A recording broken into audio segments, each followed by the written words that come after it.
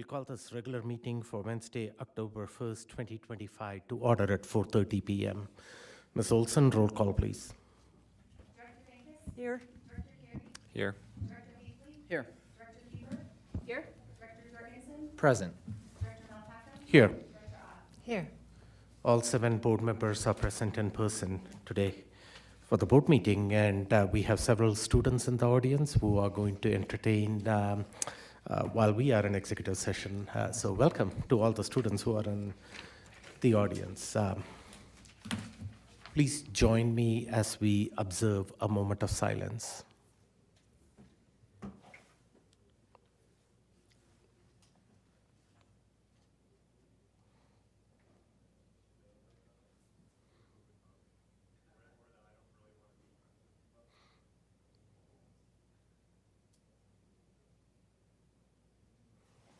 Thank you. Director Carey, can you please make the motion to adopt the agenda? Yes, I move that the Board of Education adopts the agenda as presented. Second. Moved and seconded. Roll call, please. Director Venkis? Here. Aye. Oh, aye, sorry. Director Carey? Aye. Director Beasley? Aye. Director Beaver? Aye. Director Jorgensen? Aye. Director Malpaca? Aye. Director Ott? Aye. The ayes have it. The agenda has been adopted as presented. We do have executive session for roughly 60 minutes this evening. Director Huber, can you please make the motion to move into executive session? I move that the Board of Education convenes into executive session to discuss legal advice per CRS 24-6-4024B. Particular matter, Colorado Springs Education Association, strike-related issues. Second. Moved and seconded. Roll call, please. Director Venkis? Aye. Director Carey? Aye. Director Beasley? Aye.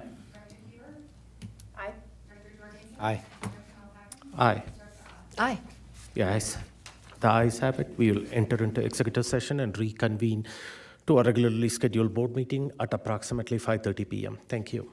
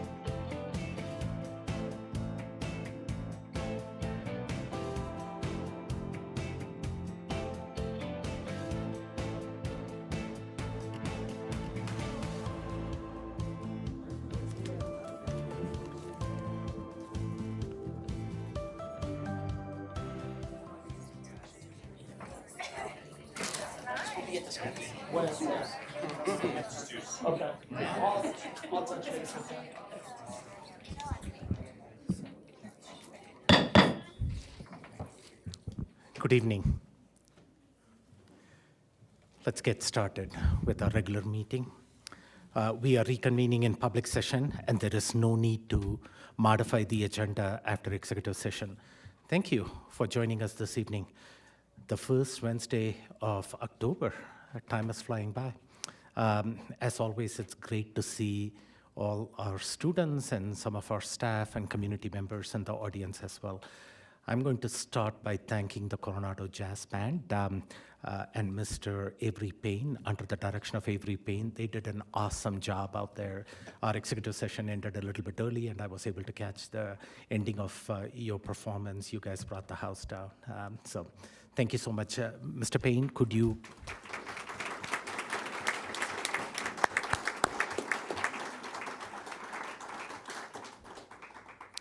Could you please share a couple of things to the community about your jazz band? We can. Yes, I'm incredibly proud of this group. I just got here a few weeks ago, 6 weeks ago, and with 6 weeks, they put together a really challenging program, and they performed it at a really high level. So I'm very excited to see what the rest of the year is going to look like for them, and I'm very proud of their progress so far. Thank you for having us. Yeah, thank you. Several of the parents were in the audience as well. I got to engage with a few.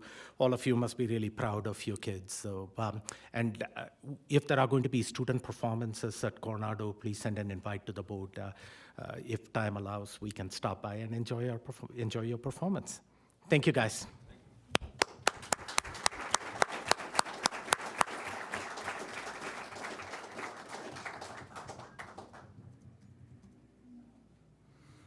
I'm just going to give a minute as they exit the room.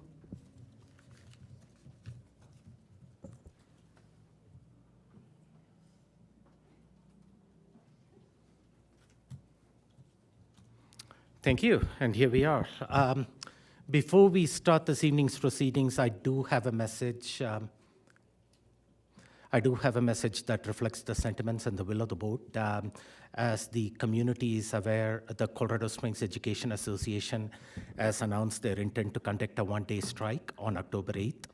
They have encouraged their union membership to not show up for work that day, thereby disrupting a learning day for our students.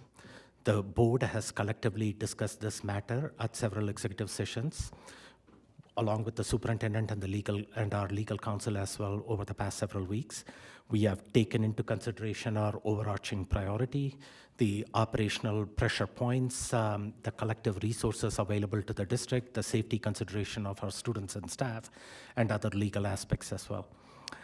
Ultimately, it boils down to our primary obligation and responsibility as elected stewards, and that is to ensure students maximize their learning every single day in safe learning environments. In addition to their educational needs, so many of our students and families depend on our schools for physical, nutritional, and social emotional supports as well. Several of our parents count on our schools to be open so they can go to work and earn a livelihood. We also have state mandates that we as a school districts are required to abide by as far as the number of instructional days and the special education supports that we are required to provide for our students on learning plans. After taking all of these things into consideration, our intent is clear. Keep our schools open, prioritizing safe and rigorous learning environments. Our stated goal is to deliver high-quality instruction in every single classroom, increase student proficiency levels, and provide excellent support for our teachers.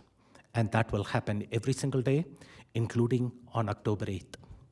A clear majority of our teachers and staff have expressed their intent to show up to work that day, support our students, and provide an excellent day of learning for our students. Several of my board colleagues are going to volunteer their time to serve in our schools that day as well.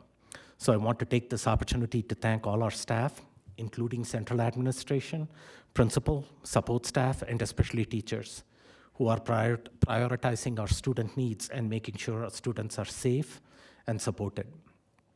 The board priority, as captured in that banner across from me, is always to put students first and improve student educational outcomes. The board has stated that we are pro-students and we are pro-staff, and our actions have consistently aligned over the years with supporting our students and staff. This one-day strike initiated by the union is not about compensation, it's not about benefits, it's not about the teacher working conditions. Over the past 4 years, we have increased compensation to among the highest in the region, improved staff benefits, and supported our teachers with excellent professional development and classroom resources. We will continue to do so in the coming years, only strengthening and improving teacher compensation, benefits, and working conditions. I know several in our community have lingering questions whether that is coming from our parents, staff, or community members. And there is a lot of misinformation circulating on social media as well. Collectively, as a board, we will be out and about in our schools, visible, participating in PTA and other school community meetings. Please engage with any one of us with your questions and our concerns so we can present you with the facts. I personally visited a few PTA events over the past couple of weeks.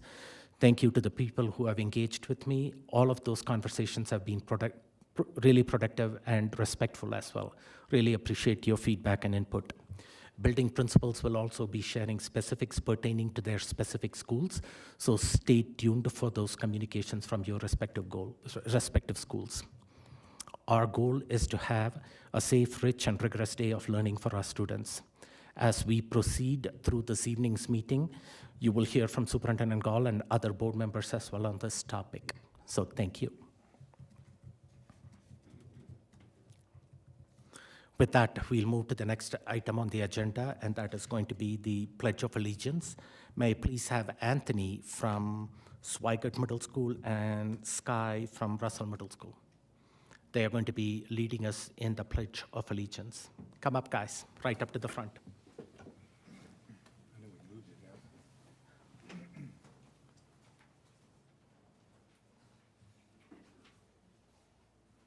You can face the flag up here.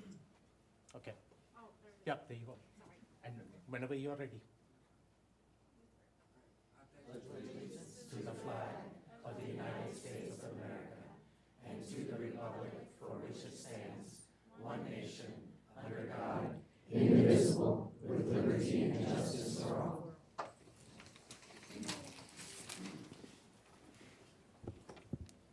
Thank you. You can be seated. Thank you.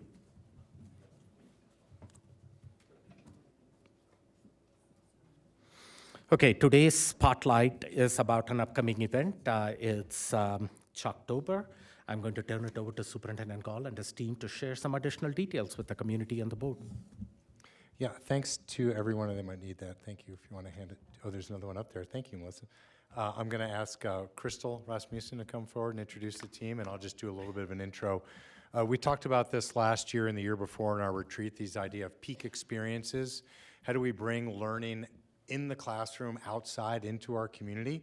Last year we started as a district-wide peak experience with a fifth grader rocket day at Memorial Park. It took us the course of an entire week to get through that. We appreciate all the partners that brought that learning to life. And so this year we wanted to start the year off and go to a middle school event. And we thought how much fun it would be for us to combine with, many of you know that our downtown has what they call First Friday. And then First Friday, you go downtown, you enjoy what it means to be downtown, and normally it has something to do with an art walk. So we're going to bring our art to life on the sidewalks of downtown. So, Crystal? Good evening, board. It is a pleasure to tell you about Chalktober. Crystal Rasmussen, Chief of Curriculum. This has really been a group effort all the way from all of our facilitators, our principals, our students, all different levels. It's 8th grade students, but we have elementary and high school supporting. Lots of business partnerships. It really has been all hands on deck wrapping around our students to provide them a really strong quality experience. Starts tomorrow, so excited to see what students produce. And then it will culminate that Friday with that first art walk. So hopefully parents can come out and see what their students did in their small groups. So when Superintendent Gall first mentioned this, I thought, well, that's a cool idea. It's super unique, right? Had no idea that we would be buying chalk from everywhere, running around with P cards all the way up to Denver.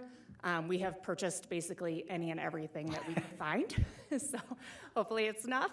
But 1,300 8th graders, they're gonna come downtown, and on Thursday and Friday, they're gonna be drawing, representing their understanding of liberty and what it means to them. And so again, some of that back work, tons of lessons connected to ELA, math, social studies, science, art. There's just so much heart that was given to this. It's been really, really neat to see across the board. 200 district staff members will be out tomorrow, all the way from counselors to teachers to administrators, just everybody is going to be there. We even have parents coming. 20 of them we're expecting. 10 campuses, 5 partnerships. We actually have more than that, but those are the ones that have really given us the space to draw, and have provided different things like covering the meters, giving spaces for our buses to park, bathrooms, right, water, all the things you don't think about when you're going to have 1,300 eighth graders out into the community. So it's been a really great experience. You can see even on the left, that was just taken from one of the science lessons. They had to do different techniques, what type of chalk is the best, and so they had a lab that they got to draw and sketch and try to answer that question. So it's been a really fun experience for all. And at this time, I would like to invite David, who is a Coronado High School student, who has helped support our middle school students up. This is David Zinzaba. Hi there, board. Hope you guys don't mind. This is my first time being a part of this, so I might be a bit confused now and then. What I wanted to say about Chalktober was it was a wonderful experience for me and my fellow Coronado Heights students. We had a great time at West Middle School. We had a fantastic time helping out the students and everything. We were really able to connect with most of them, showing them techniques to make their art way better.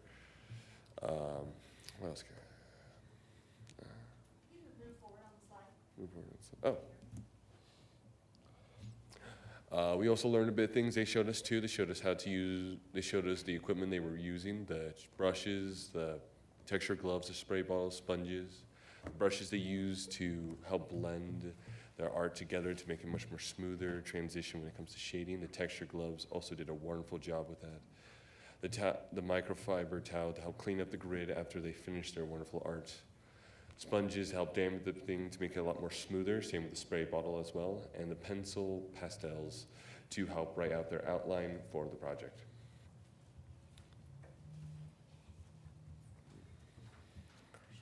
So board members, we have an activity for you. So sorry. I'm going to start inviting the rest of the team up, but in front of you, we're going to ask, just like our students, that we divide into two groups of four, and we're judging the final products. I want to say that, we're judging it, but part of our projects are fully integrated lessons that started in math on how to grid, right? Starting with a small scope, moving to our big plan here, that will then move down to the sidewalks starting tomorrow. So you guys are gonna have to work together. In your box, you have all the supplies that David just described to you, right? If each of you grabs at least one piece of chalk, what I'm gonna ask you to do in the picture that we're not gonna share with the audience because we don't want to spoil the surprise, right? If each of you could take 4 of those squares in each corner and execute in the center square of our grid, and then while we finish the presentation, then we'll come back and see your work. How about that? Okay? Wait, what? You have the picture in front of you that you're not going to share, right? There are 16 squares. If, say, Mr. Gall would take the upper right-hand corner, Dr. Malpacum take the bottom corner, then you'll take this corner, Jorgensen will take this corner, right? If you take this corner, and then I'll have you take the upper right corner, which wants to share, take the lower left and the upper left. Grab a piece of chalk from your box and start working, and then this is Alyssa. Good evening, board members. I'm Alyssa Schlater, curriculum instruction facilitator. While you are working on your chalk art, I have the pleasure of introducing Russell Middle School's principal, Miss Amadei, 8th grade student Skylar Says, and art teacher, Mr. Ben Worrell.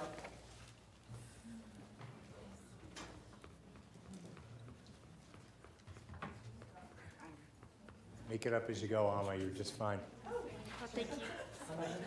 Okay, you go ahead. Hi guys, my name is Just Sky, and I wanted to talk to y'all about Chalktober and everything, and my personal experience with art just in general. I am 13. I go to Russell Middle School, and I'm in Mr. Worrell's first period comic book class, and art has been such a big part of my life and has been for many, many years. And I'm really, really glad that I was able to make it into Mr. World's first period class. And he really helps me with art, just like really whatever my project is. He really helps like bring out my full potential in art, and I hope that one day I make it into an art college because I just really love art.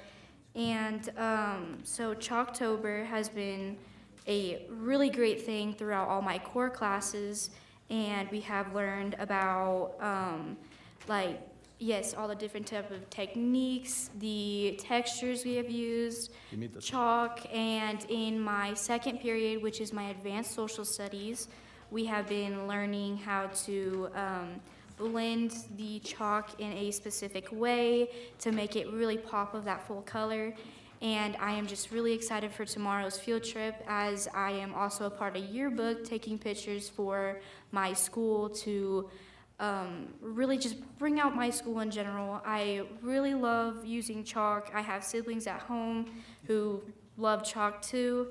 And Chalktober is a really amazing thing, as I have experienced so far. And with all of the people in my class have been really grouping together, really talking. It really just brings people together. And also with art, because art has been a language of people for the longest time. And I really am happy about this Chalktober bringing out both liberty and just freedom. My dad was in the Marines, and freedom is a really big part in my family. And I'm just really glad that this is a part of Russell and other schools, middle schools and everything. And on top of that, with all of the teachers helping and supporting the kids, and just making it a really big project, and really putting all the kids and giving them a challenge to do within everything we have learned so far. And all of like the teamwork is just really awesome. And a lot of people love just being around people, you know. And that's what I really enjoy about Chalktober. And everybody being together, everybody talking to each other, and there's really no right or wrong to do this. And everybody has something different, and that's what the world's about, being different. And a really big part of our society is where everybody can be different and just be themselves. And I really love that everybody has a different style of art, specific type of way they want to draw or sketch. Some people enjoy painting, some people enjoy clay. Me personally, I really enjoy sketching, because really that just, like, I can have a time to erase. And with everything that I've been doing, and me being a part of comic book art, that is something that I use often, sketching. And Chalktober is just a really good thing, and I'm really glad that we're doing it this year. And with our 8th graders now moving on to high school next year, just something fun to do for our 8th grade year. That's all I have.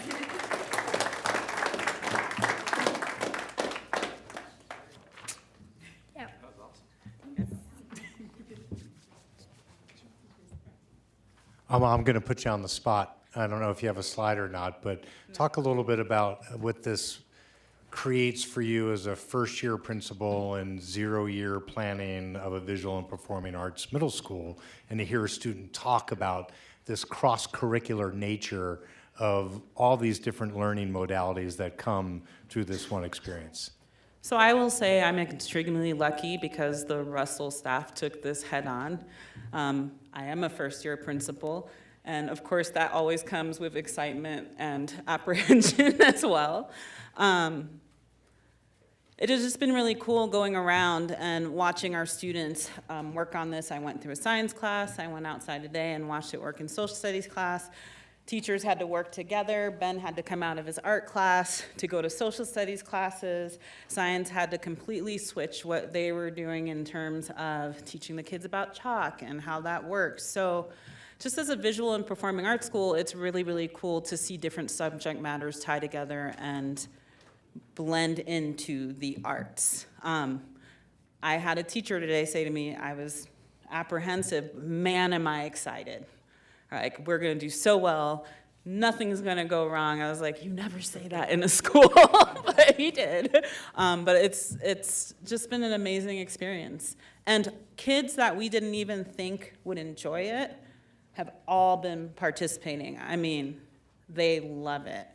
And it's amazing, all the different things we've seen, all the different themes we've seen come out, because everyone's interpretation of that is wonderful. So there's everything from McDonald's logos to beautiful trees that represent liberty. I mean, it's incredible. So it's been really, really fun. And we're actually looking forward to having it be a continued experience, like to do every year, because people are like, man, now that I know what I'm doing, it's going to be even better. So it's really exciting. So. Thank you. Mm-hmm. Well, Sky did such an amazing job of saying pretty much everything I was going to say, so I will just do the middle part. So this afternoon, I had the opportunity to witness close to 200 eighth graders working independently, sharing responsibility, and experiencing art making that is grounded in personal expression. I will say the hype level for tomorrow's event is at a fever pitch, and I believe it's going to be a great success, worthy of the massive degree of time and planning that went into it. And so on that note, I just wanted to express my gratitude to Kim and her team. They've worked so diligently to create lessons that made it unbelievably easy to engage our staff and students with lessons that are accessible, engaging, and allowed teachers the most minimal amount of stress possible. On paper, this event was a daunting task, but Kim and her team made it easy, and I'm really grateful for the work they put in. So we hope to see everybody out there Thursday or Friday. You should come take a look at our art. It's going to be awesome.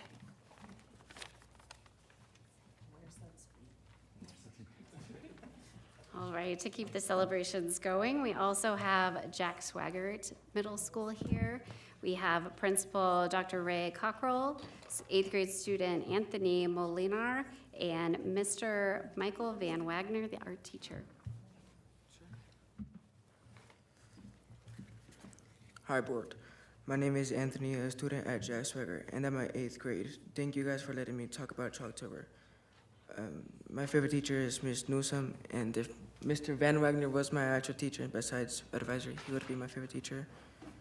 And she's my favorite teacher because she teaches on how to go the right path instead of the wrong.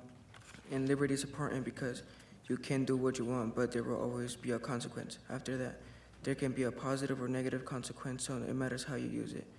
My Chalktober will include a broken chain because in slavery, they weren't free, and some people aren't free in this day, and under the demands of someone else. I also will include a Mexican flag, but I don't have the drawing of that.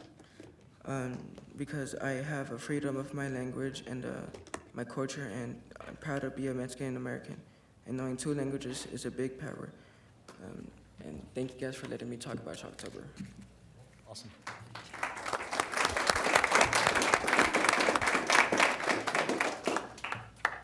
So I would just share gratitude. I would echo the gratitude that was shared by Mr. Worrell. It's been phenomenal to get to hear my students reflect on what liberty means to them. And I think that's a gift to us all, to them, to have that conversation, and to our learning as a community. What I think has also been really powerful is redefining, for me at least, this concept of a peak experience as something that is not separate from, but is rooted within the curriculum and across all content areas. So the learning that's taking place has been standards aligned, rigorous, really vibrant, and that's what's leading into this work together. So just want to express gratitude for the learning opportunity as a whole institution, not only for our students, but also for our faculty and our community.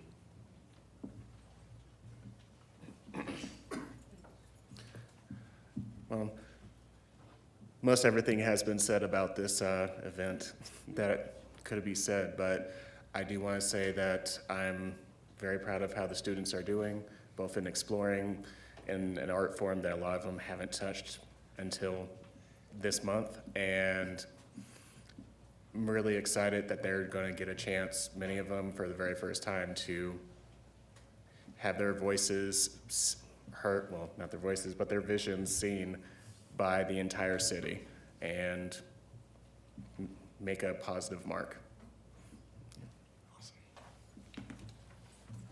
All right. The last couple of days, we've been receiving a lot of wonderful photos of our students practicing their chalk art. And I'm going to invite Sky and Anthony back up to kind of walk you through each school that is shared pictures.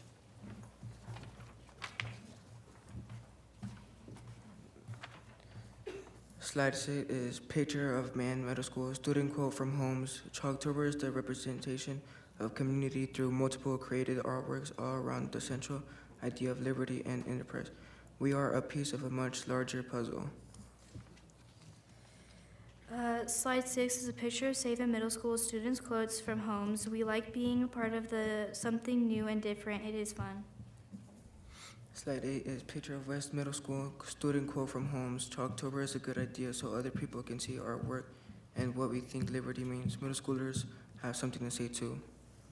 Slide 9, pictures of North Middle School, student quotes from Holmes say, I love being outside and getting to spend time at our school day downtown. Making art is fun and sharing it with our community is fun too. Slide 10 is picture of Jenkins Middle School with no quote. Okay. Slide 11, pictures of Holmes Middle School, teacher quote from Ms. Gilbert from at Holmes. Cross-curricular projects are an important way to give our students authentic learning experience. Anytime we can bring down the classroom walls and allow our scholars to make meaningful connections, and they are learning at a deeper level and accessing the standards from different entry points. I had the opportunity to teach my 8th graders the social study lessons and participate in the art swap with our amazing art teacher. The lessons were well crafted and allowed the students to use multiple primary and secondary sources. We especially enjoyed the William Ramsey ledger and interactive artifact from the Smithsonian Institute. My students were surprised to read how real the colonial entrepreneurs invested in their communities and supported the war effort during the American Revolution. Students discussed debate these questions and conclude the primary lessons with the business situations. And I work to make learning come to life using simulations as much as possible to offer students the opportunity to think critically, problem solve, collaborate, and communicate their learning in different formats. These social study lessons provide the foundation for lessons they were learning in ELA, math, art, and thank you for giving our students the opportunity and to participate and take ownership at the peak experience the students across the district to provide meaningful showcase at the students' work of our community. Slide 12 is picture of Russell Middle School with no quote.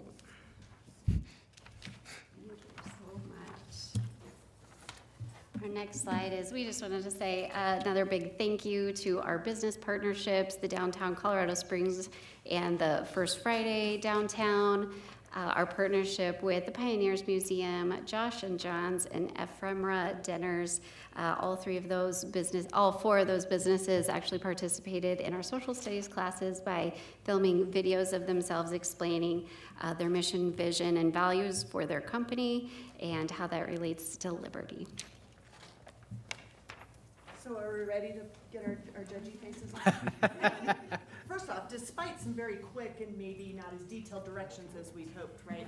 I think it's pretty amazing. This is what we were starting with. We talked about cross-curricular lessons and Some of the pictures that you saw that it's all smeared and you're thinking, that's not the artwork we want, that's actually a science experiment where students were discussing the solubility of a standard piece of chalk, a pastel chalk, of oil chalk, and which one might last longer. So this is what we were talking about. It started in our math classes, learning how to do proportion, and this is our board members on this side. Not too bad, yeah? I love that. They took a little bit of time to talk about the negative space, which will be something on our sidewalks. So let's come over here and look at this one. Nice. I think they did great, and I think what this illustrates is right away, we had board members going, I'm not a good artist, I don't feel comfortable, right? And this is where our students were, and look what they accomplished in very little time. Please come see us tomorrow at the Pioneer Museum and on Friday at Acacia Park. The pictures that I'm getting of our students' practice is amazing, and I know you will enjoy it as well.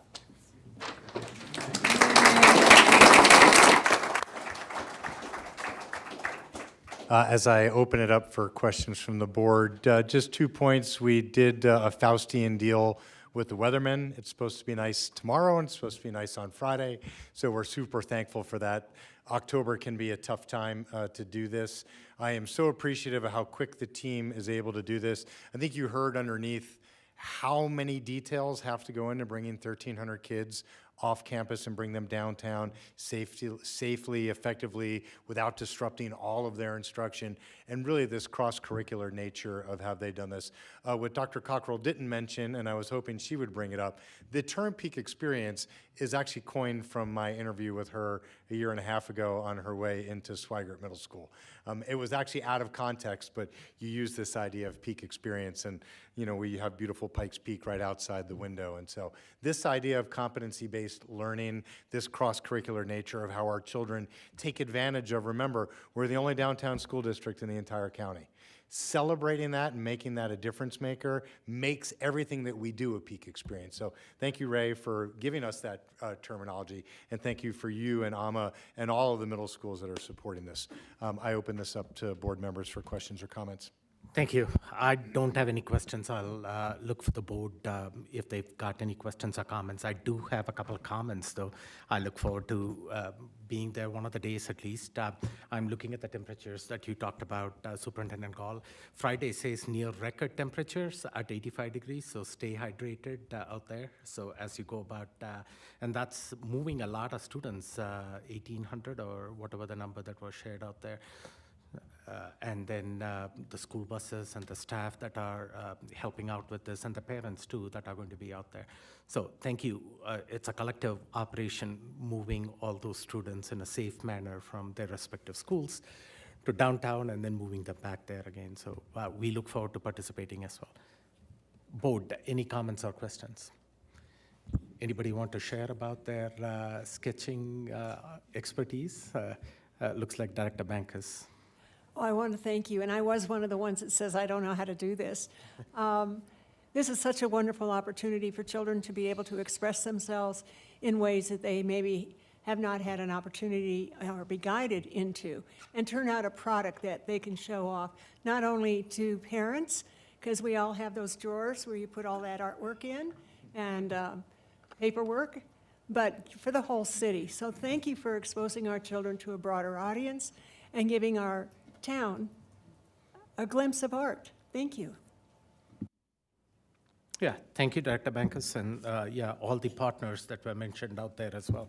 Maybe Josh and Johns are going to provide ice cream for. I did pick up 2,000 bottles of water. Well, so there is no more chalk and no more waters in the front range, I guess, like you wiped them out. Thank you. Moving on to the next item on the agenda, it's Superintendent's report. Back to you, Superintendent Gall. Thank you. According to our new agreements, I have 25 minutes, so I'm going to talk quickly because I believe I have about 24 minutes worth of information to share with you all. Again, I just can't be any more excited about what you just heard about the peak experiences.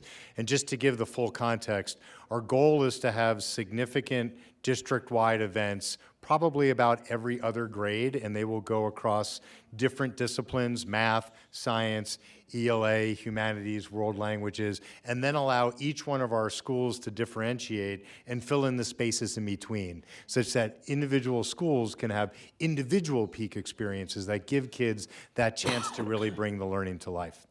Okay, superintendent's report. If I could get both Anthony and Sky, are you still here, or did they walk out on me already? Come on up. You're going to thank a teacher, and you get to sit in my chair here. So Sky, you're first. You are not going to leave without thanking the teacher, so. So you're soup for about a minute and a half. Go for it. Also, I thank my teacher. Okay, so I wanted to thank Mr. Whirl for being one of literally the best art teachers I have ever had, because at my last school, I didn't have that many opportunities to do all these amazing art experiences, and being able to use iPads and having you being able to just explain things so incredibly well. And I have a good time just listening to you explain things, and then me being able to actually grasp what you have to say. And my artwork is so amazing because of you, and you helping me with everything that I have to work on, basically. And it's really amazing that you were a teacher at Russell, and that I came last year and is just learning so much in just a little short amount of time of my life. Thank you so much.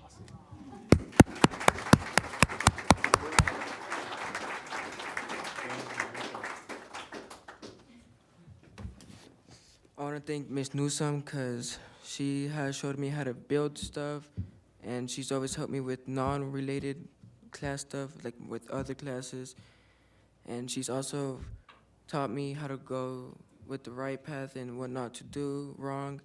She's also told me motivational stuff and how to keep going. If it wasn't for her, I wouldn't know how to build anything that much. And yeah, she's a good teacher. She's really respectful. She listens to anything you gotta say. And yeah. Awesome. All right, let's hear it from Mrs. Newsom.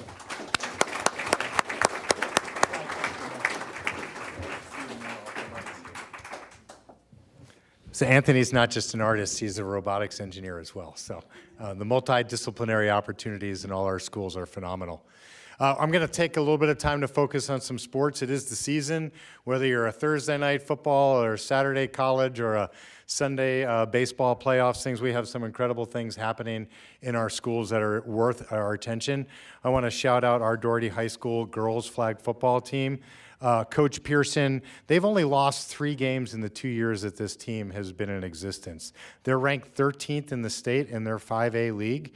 And remember, this is just the second year that girls flag football has been in existence. You can see, for any of you statisticians, outscoring their opponents 239 to 123. Sounds like a lot of Spartan thumping going on out there. So we appreciate that this is a new opportunity for our young athletes, and I really appreciate our coaches, Coach Pearson, and anybody else that's been involved in our girls flag football program, not just at Doherty, but at our other schools. I would just be remiss to not start screaming from the top of Pikes Peak on the incredible cross-country teams that we have across the district, but specifically what's happening at Coronado right now.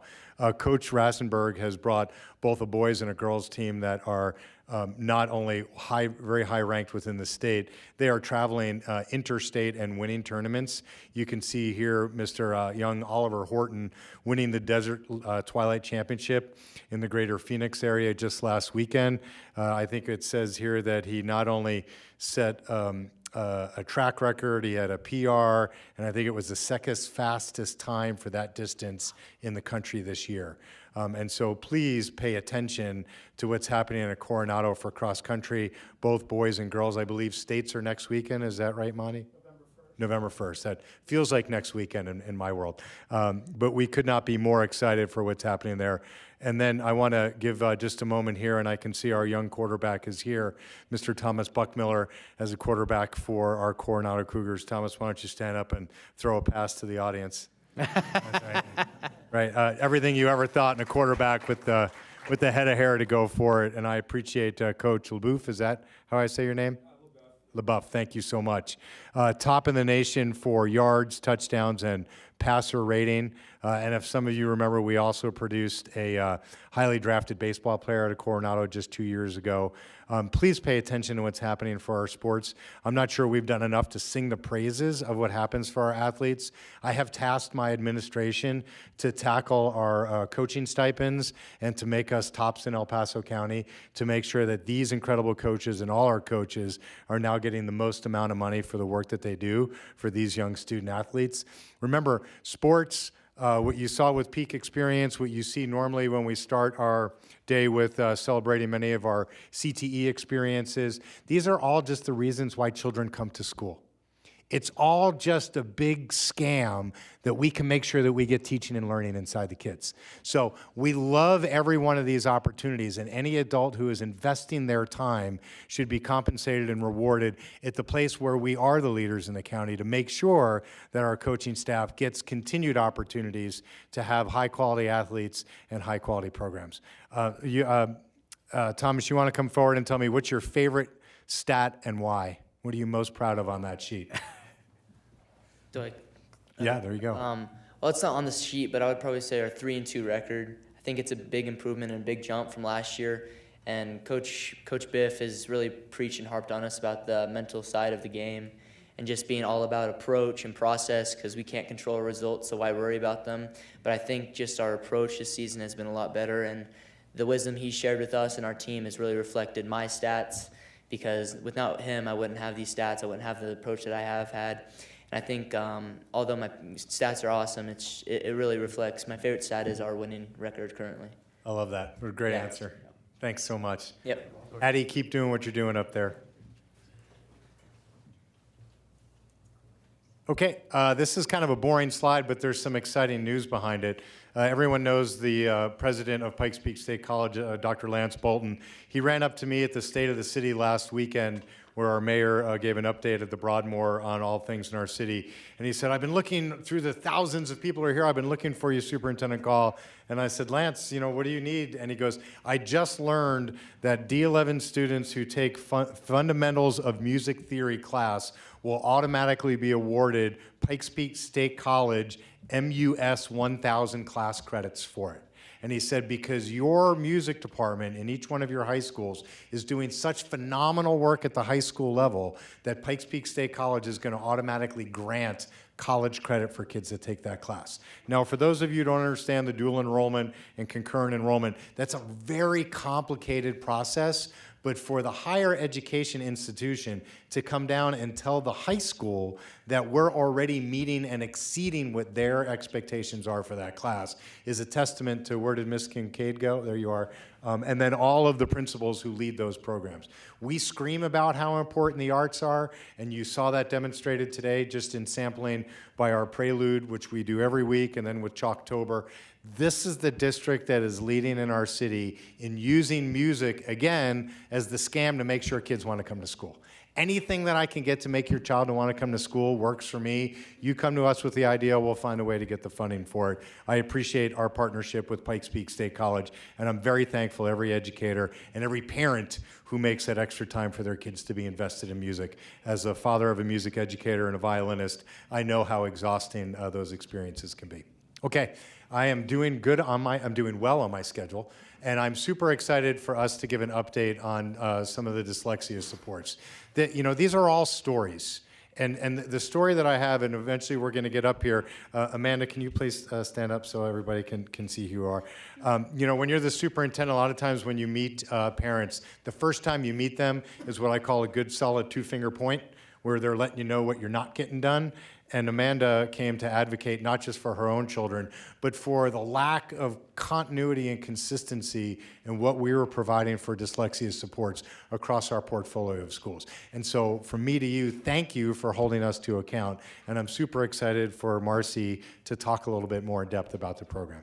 Marcy, over to you. Thank Hold you. the microphone down a little bit. a lot. Because Ruby's a little smaller, that's all. Oh, thanks. Good evening, Board. My name is Marcy Eichmann, and I am currently serving as your district embedded coach for individualized ed for the Southeast area schools.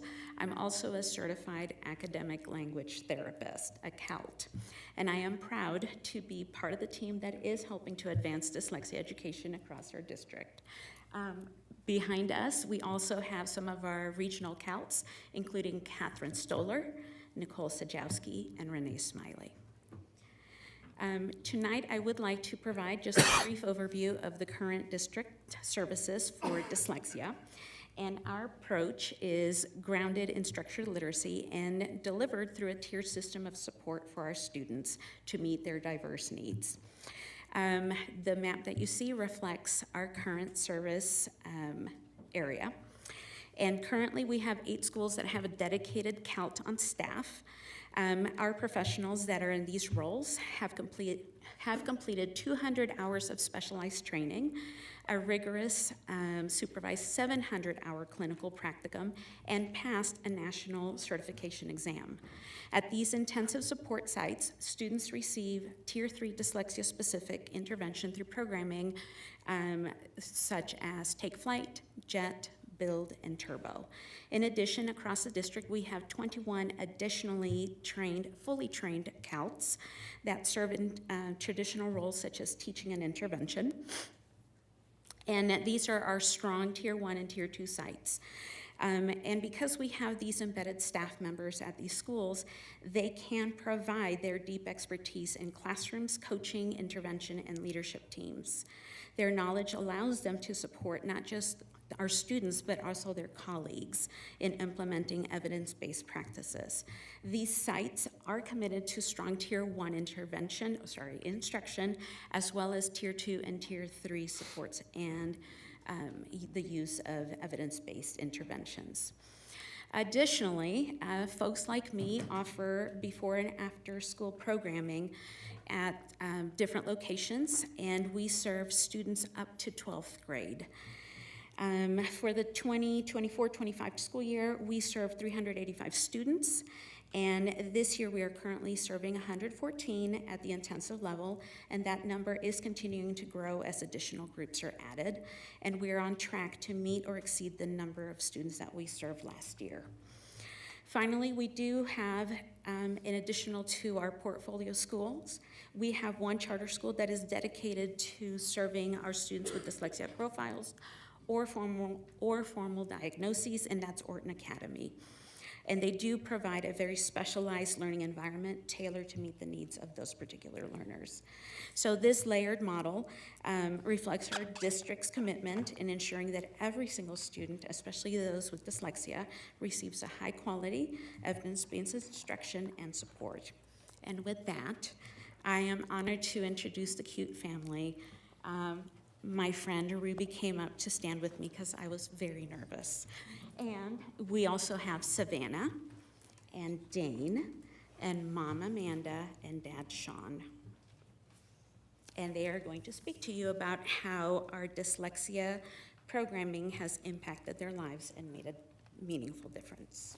Do you want them to talk before the video or do the Let's show the video. Let's show the video Video? first. Okay, that's what I thought would be best. Here with you.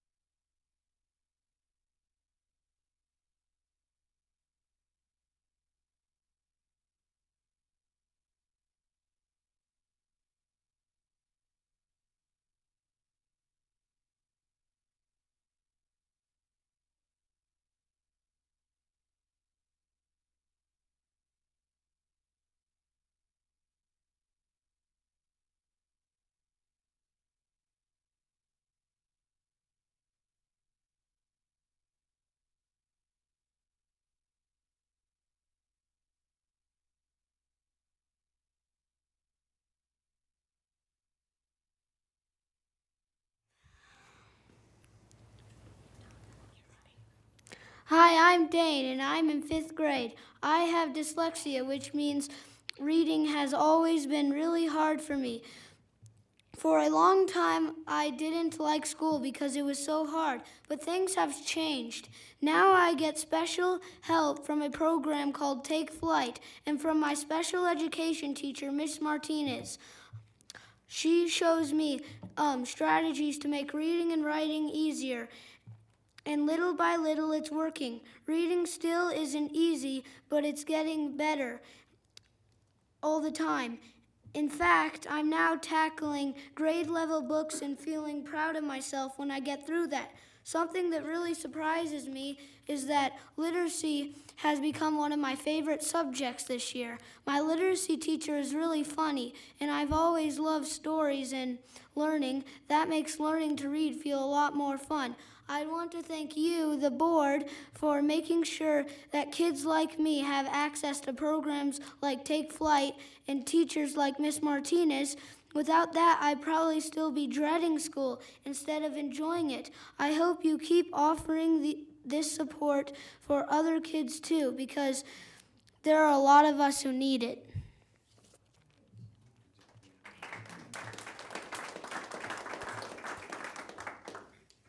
Hi, I'm Savannah, and I'm in 4th grade. I have dyslexia, and I also get anxious sometimes about school. Take Flight has helped me get closer to grade level reading.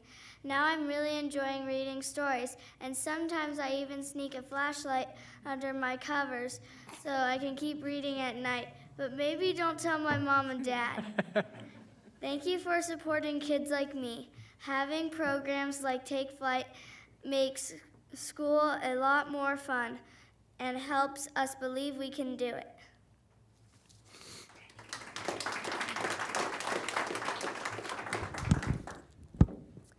Hi, my name is Ruby, and I'm in 3rd grade. I have dyslexia too, and this is my 2nd year doing Take Flight with Miss Stollard. I love working with her because she really understands how I learn best and helps me feel confident when reading. Did you know that about 1 in 5 kids have dyslexia just like me? That means a lot of kids need teachers and programs that give them the support they need to succeed. Thank you so much for helping kids like me learn to read. You are making a big difference, and I really appreciate it. We have gifts for all of you guys.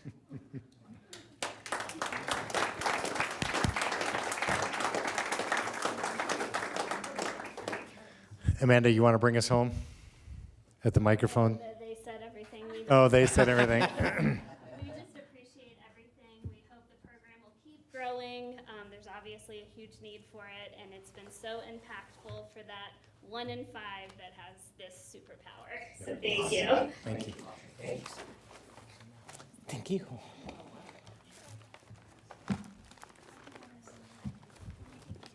Hidden on a slide, I'm afraid if I go back, it'll start the whole video again, is October is Dyslexia Awareness Month. That video is not made for District 11. That is running nationally. Marcy actually saw it at a training outside of District 11. And so we appreciate not just obviously your commitment to the CUTE family for your children. All at Halbert still, or is Dane now all at Halbert?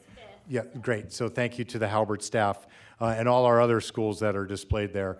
But that they are advocating not just for their own children and their own children's benefit, but really for all children. And I think it was Ruby who shared with us 1 in 5. 1 in 5, that's 20%. That means that we have to continue to make these investments, and we will continue to grow our CALT staff. And any staff member who wants that training, please approach us.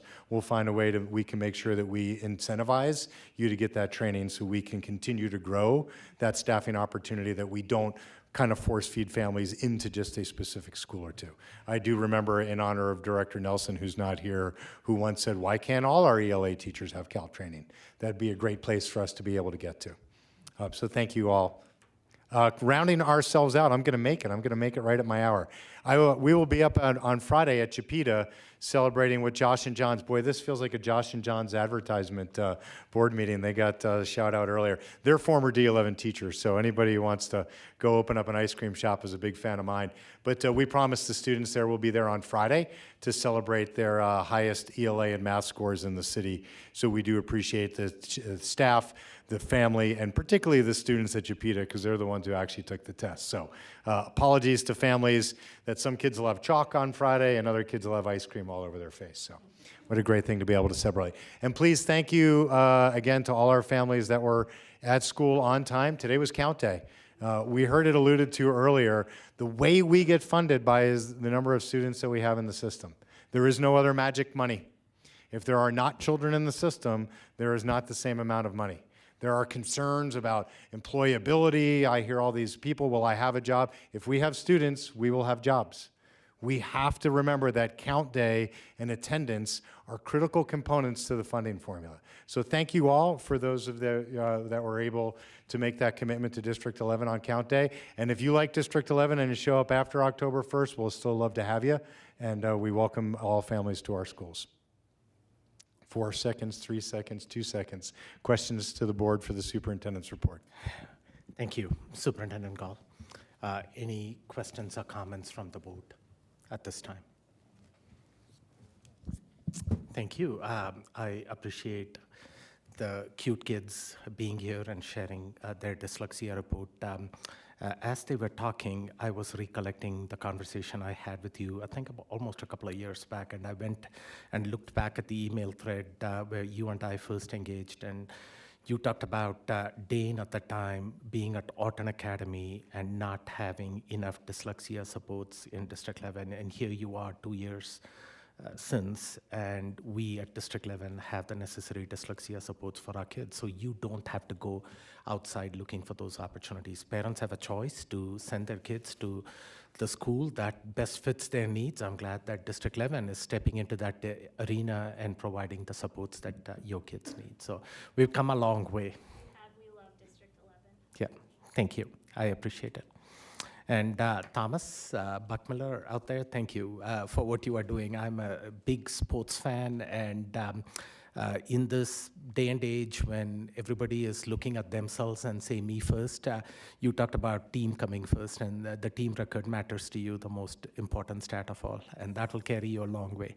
So good luck in what you are going to be doing in the future. I see 2 proud grandparents out there in the back who are recording every minute of your conversation and your things. So we look forward to being at some of your high school football games and cheering you along.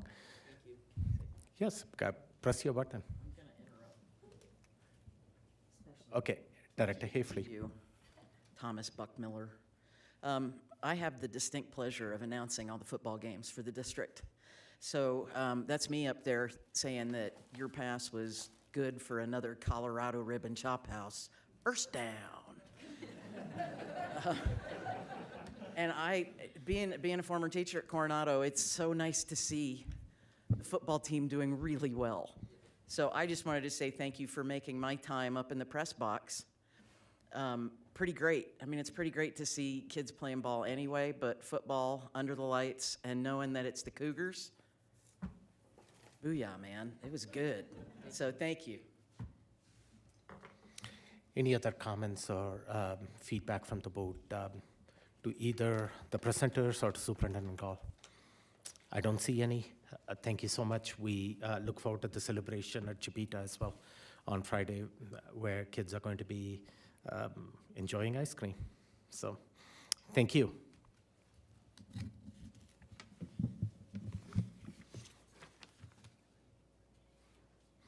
Moving on to the next item on the agenda, it's public comments. We do have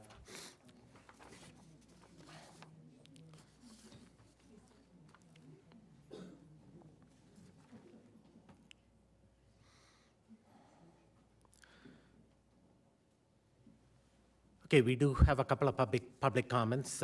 Going over the board protocol for public comments. The board welcomes and is very interested in listening to community feedback as it helps us better do our job.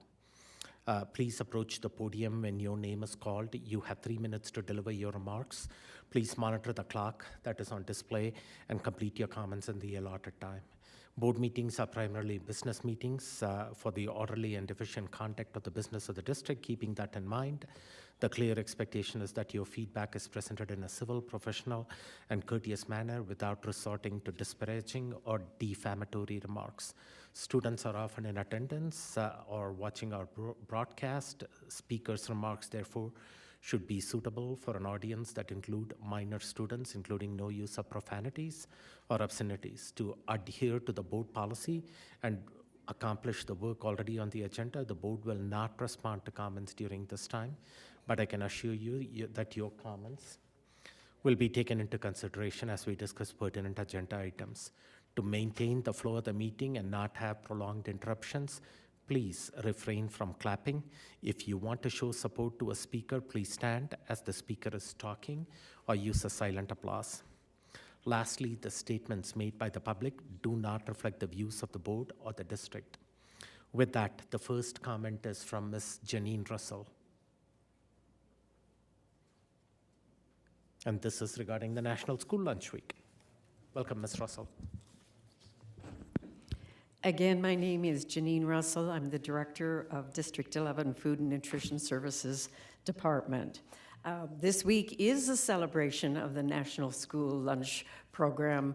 However, I would like to inform the board, parents, Superintendent Gall, that Food and Nutrition Services likes to treat our students special all year long. Last year, we had the wonderful opportunity to receive a lot of grant money, which allowed us to form partnerships with local farmers to obtain a variety of fresh fruits and vegetables that normally we could not afford to provide our students. This year, we didn't have access to that money. However, because of those relationships that we formed with several of the farmers, we were still able to provide some unique fresh fruits and vegetables that normally, again, we can't afford. I'm not too sure how many of you know what a second is in terms of fresh fruits and vegetables. Because of those partnerships I talked about, we were able to purchase seconds of like peaches and apples and things. These are fruit that still taste wonderful, but they might be in odd shape. They might be little, they might be humongous. So they're not the wonderful fruits and vegetables that you're gonna see in King Soopers, Safeway, etc.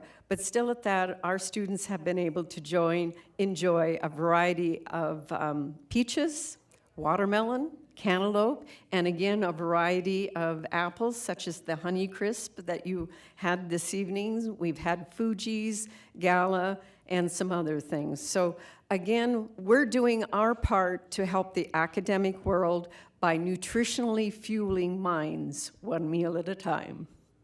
Thank you. Thank you. Ms. Lindsay Callahan.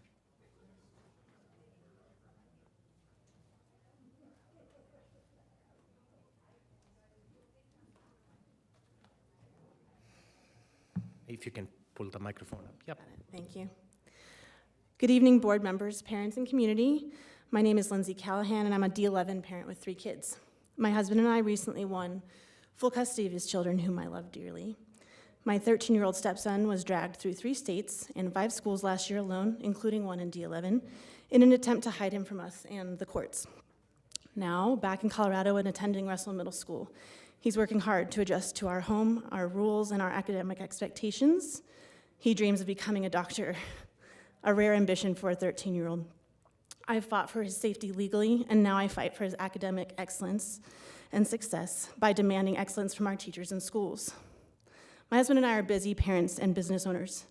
Today we juggled work, picking up my kids from 3 different schools, built a fort with my daughter, helped my 13-year-old prepare for Chalktober, which he's very excited about, made transportation plans for my older son, and then prepared myself to be here. This is my 3rd evening missing dinner with my kids, but I'm here because the CSEA's so-called strike for students threatens our children's education. not just because of teachers missing time from the classroom, but because of the distraction that adult matters affecting our kids is causing. My stepson's teachers are working tirelessly to catch him up, help him meet athletic and academic goals, and ensure he thrives.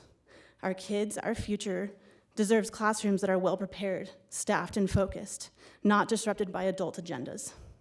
The CSEA's strike is no strike. It is a political stunt. Their public schedule reveals the truth. From 7:30 to 10:30, they're picketing, chanting for the kids. Then they swap signs for campaign flyers, door knocking for 2 hours to push partisan candidates. After lunch break, they end with a campaign rally, leaving our schools and teachers to clean up the mess. This isn't about students, it's electioneering. While they play politics, our classrooms suffer. My son suffers, and dedicated staff scramble. The CSEA's misinformation, like their Facebook post calling our board extremists for keeping inappropriate books out of school libraries, show why their master agreement was not renewed. Ensuring age-appropriate materials isn't extreme, it's common sense. Our kids deserve teachers who prioritize them, not ones using them as props for votes. As a busy parent, I'm asking on behalf of others, let's keep our focus on students. Let parents be parents, teachers be teachers, and schools be a place of excellence. A place where kids are safe not to worry about adult matters, but to focus on their own progress. Our children's future depends on it, and families deserve to have dinner without fighting misguided agendas about what teaching means. Thank you. Thank you. That completes our public comments, people who have signed up. Thank you for being here this evening and sharing your thoughts. The board appreciates your feedback. So, thank you again. Moving on to the next item on the agenda, which is special reports, board member reports. Are there any reports from board members? Who wants to go first?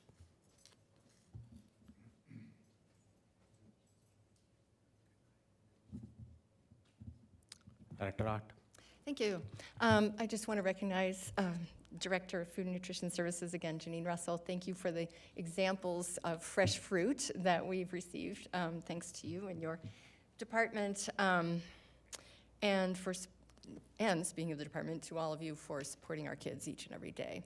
And I wanted to mention voting is coming up. Ballots will be in the mail. On the ballot coming October 10th, I believe, is when they'll be mailed. There is a question about taxpayer dollars and those being used to feed kids. So take a look at that.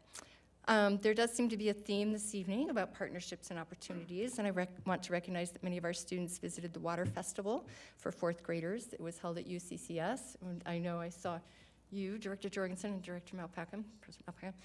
That was a lot of fun, going around and seeing what the kids were learning, everything from legal negotiations for how you divide your water to water quality and what lives in water. There were many, many opportunities. A reminder to fellow board members and candidates who might be running for school board that Colorado Association of School Boards Conference is December 11th through 13th, and it offers professional development and networking. And I'm sure Melissa has a handle on all of that, about deadlines and things like that. The other thing, speaking of voting earlier, I wanted to note was I was recently asked why I voted no on last week's vote regarding the communications contract with the We, Us, Them, and I thought I'd offer an explanation. The Board of Education approved the contract in the amount of $500,000 to We, Us, Them for comprehensive marketing services. Phase 1, ending March 25th, 2026. That's 6 months. Each of us are expected to exercise fiduciary responsibility. I believe $500,000 is too much for 6 months of communications work, and I voted accordingly. My integrity required it, and I stand behind that vote and all of my votes, for anyone wondering, without apology. As folks might assume, with a 6-1 vote coming from my fellow directors, that, we share this vote. I'm outvoted, that's fine. I'm not standing in anyone's way. Once the votes are taken, I'm ready to move on, get on with expecting the best from and for our district. Many great things are happening here, and I think we've got to move on. We've got a lot to do and not dwell on the past. So I am not saying that my fellow board directors do not exercise fiduciary responsibility. Each of us, I believe, is making the decision based on our own values and what we believe is best for the district. And I just wanted to speak to that tonight. Thank you. Thank you, Director Ott. What I would recommend the board doing is when you are voting on that item itself, you have an opportunity to share why you are voting yes or no. And that's an opportunity for you to share as opposed to bringing it up a week or two later on in the discussion about it. And each board member takes that fiduciary responsibility seriously, and I appreciate, Director Ott, that you are looking into that and taking that fiduciary responsibility seriously as well. So, any other board member comments at this time? Director Jurgensen, I'll come to you.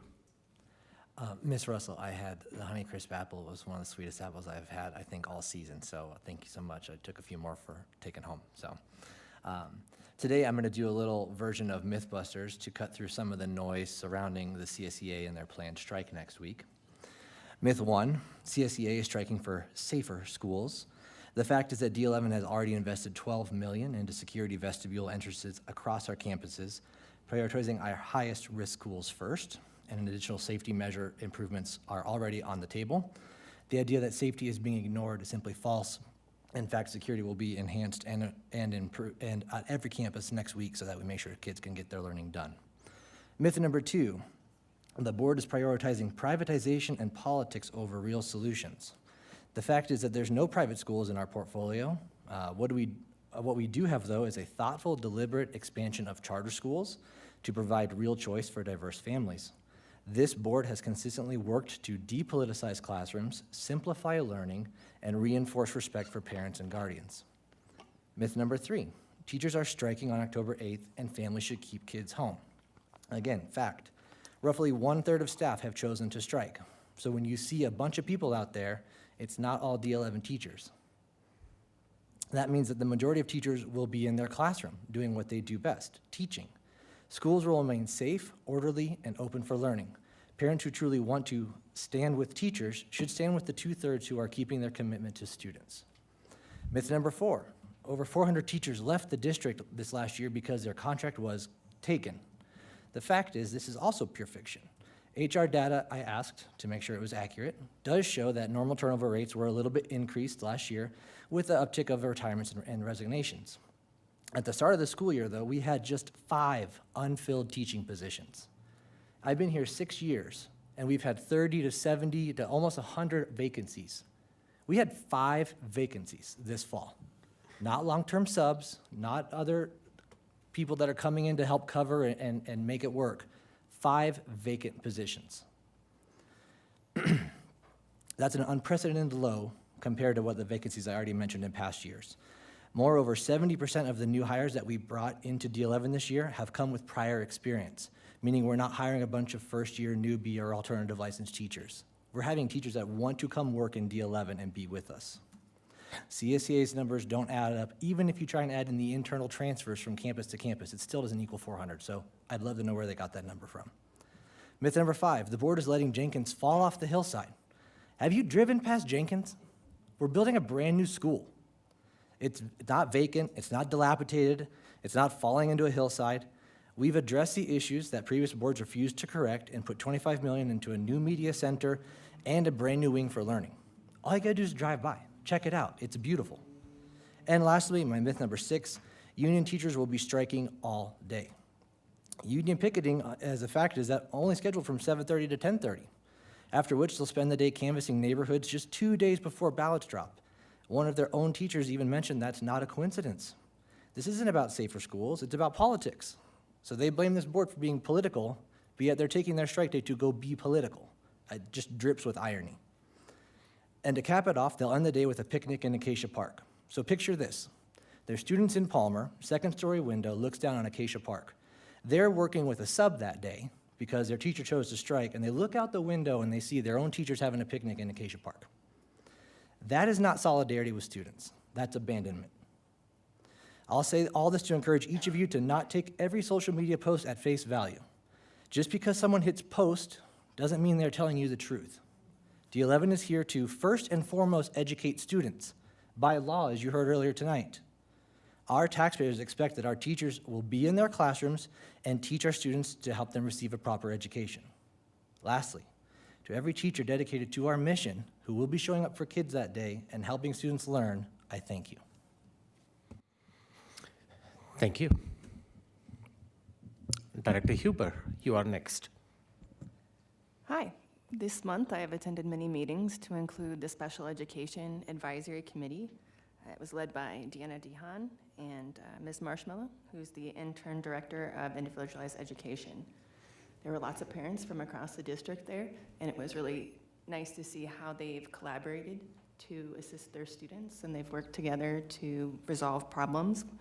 We still have a long ways to go in that, but it was wonderful to hear how the district and these people have come together to work on those things, and we've been making a lot of progress there. I also attended the Wings of Change event with, there was Amaya Wybrant there, who was from a super talented family here in D11. Her father, Sean Wybrant, is a Palmer teacher who also had a butterfly at the event. She is a D11 graduate, attends UCCS, and she brought her other friend who uses the D11 Promise to attend a different college.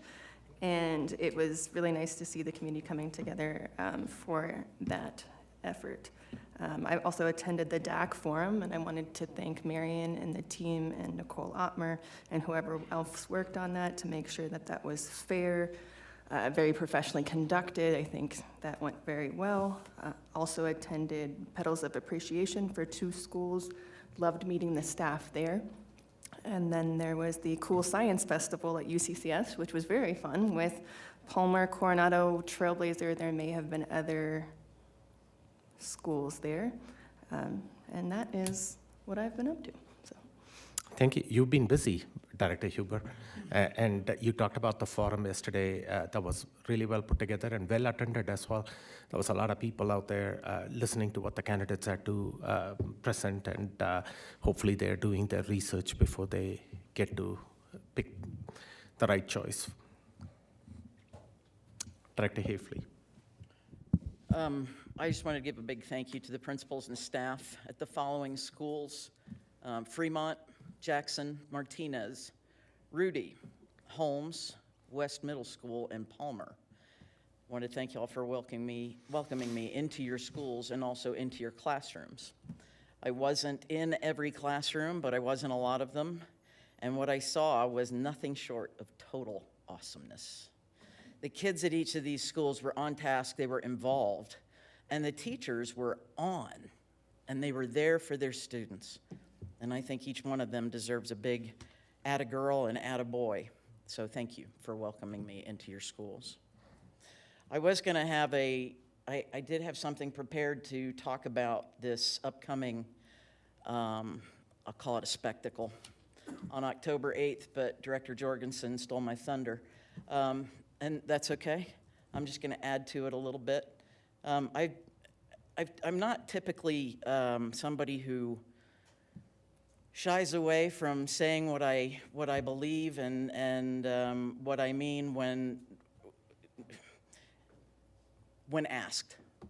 People want to ask me what I think about something, they better be prepared because they're going to get an answer. That doesn't mean I need to be a jerk about it. That being said, I am going to be relatively firm here with what I have to say. I will always support anyone's right to exercise their Free Amendment freedoms, even when I disagree with their message. What I will not support, however, are the deliberate lies being pushed across the district by CSEA and its representatives. And I'll call them lies. I'm not going to call it misinformation. I'm tired of that jargon. Let's just call blue blue, okay? Completely unacceptable. The membership that is buying that, you guys are being played. This is nothing more than political theater, an agenda-driven display, a campaign tactic, a contrived demonstration, a self-serving spectacle. Not one person I've spoken with can give me a straight answer as to what its actual purpose is. What is clear is that it's being used as a campaign rally for the union slate of candidates. Calling it anything else is flat out dishonest. What proves that point is their own schedule that's been posted online and on their website. A couple hours picketing in the morning, then canvassing for candidates, followed by a long 90-minute lunch, and ending with a party in Acacia Park. Again, right across from the staple school of this district, one that is undergoing a massive renovation for the kids. This strike is not standing up for kids, it's abandoning them. If students truly mattered here, this event would have been scheduled on the professional development day just 2 days later, when classes wouldn't be disrupted, but I expect that they want the classes to be disrupted.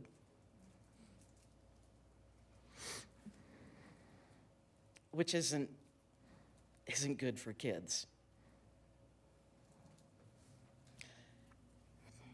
Director Jorgensen said that even some of their own members have admitted online that October 8th was chosen to coincide with the release of ballots.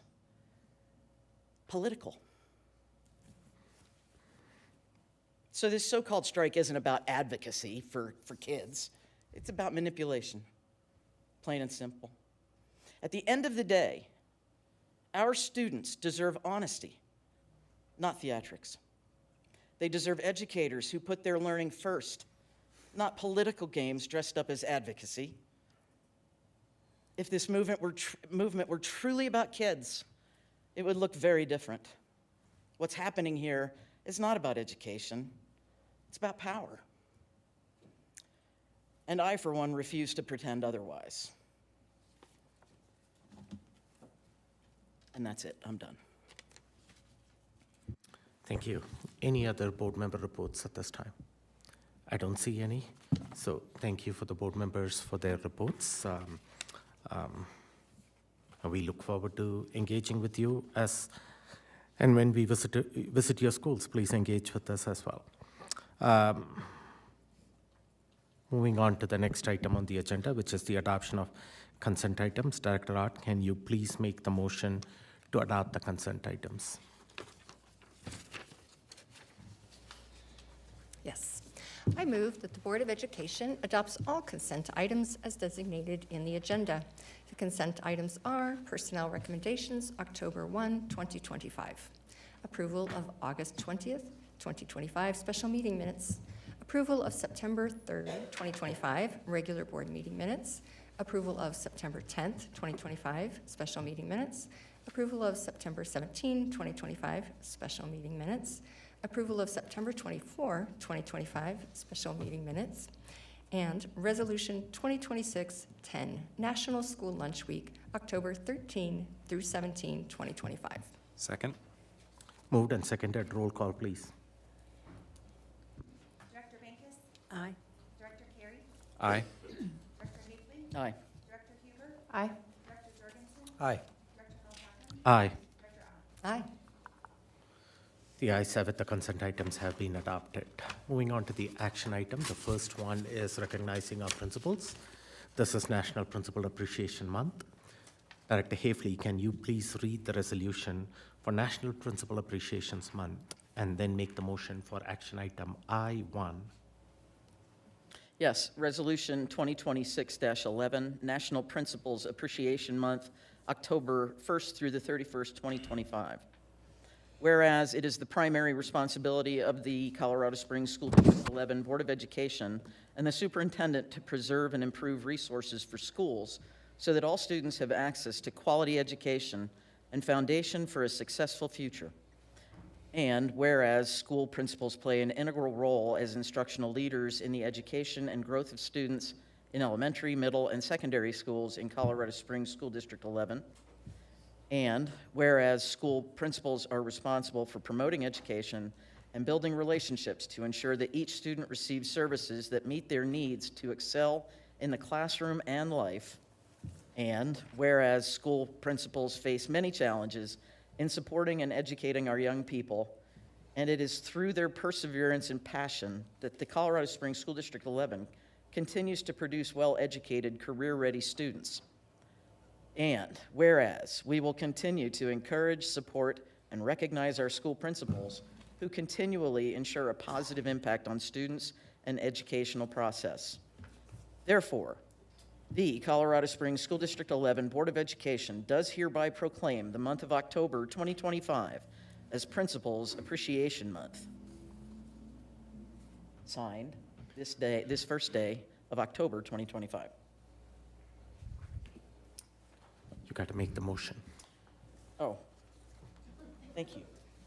I move that the Board of Education approves Resolution 2026 I-1, or is that 11?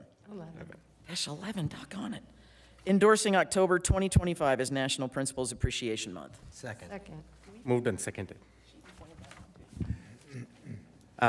Superintendent Gall, I'm going to turn it over to you. Yeah, as I give it to Area Superintendent Joyner to say some kind words, I just think particularly at this time with some of the impassioned comments from our board members, if you don't understand the challenges of what it means to be a school leader, just think about what's happening right now. On the backs of school leaders is our responsibility to make sure that we educate students safely and effectively, and they are working tirelessly to that demand.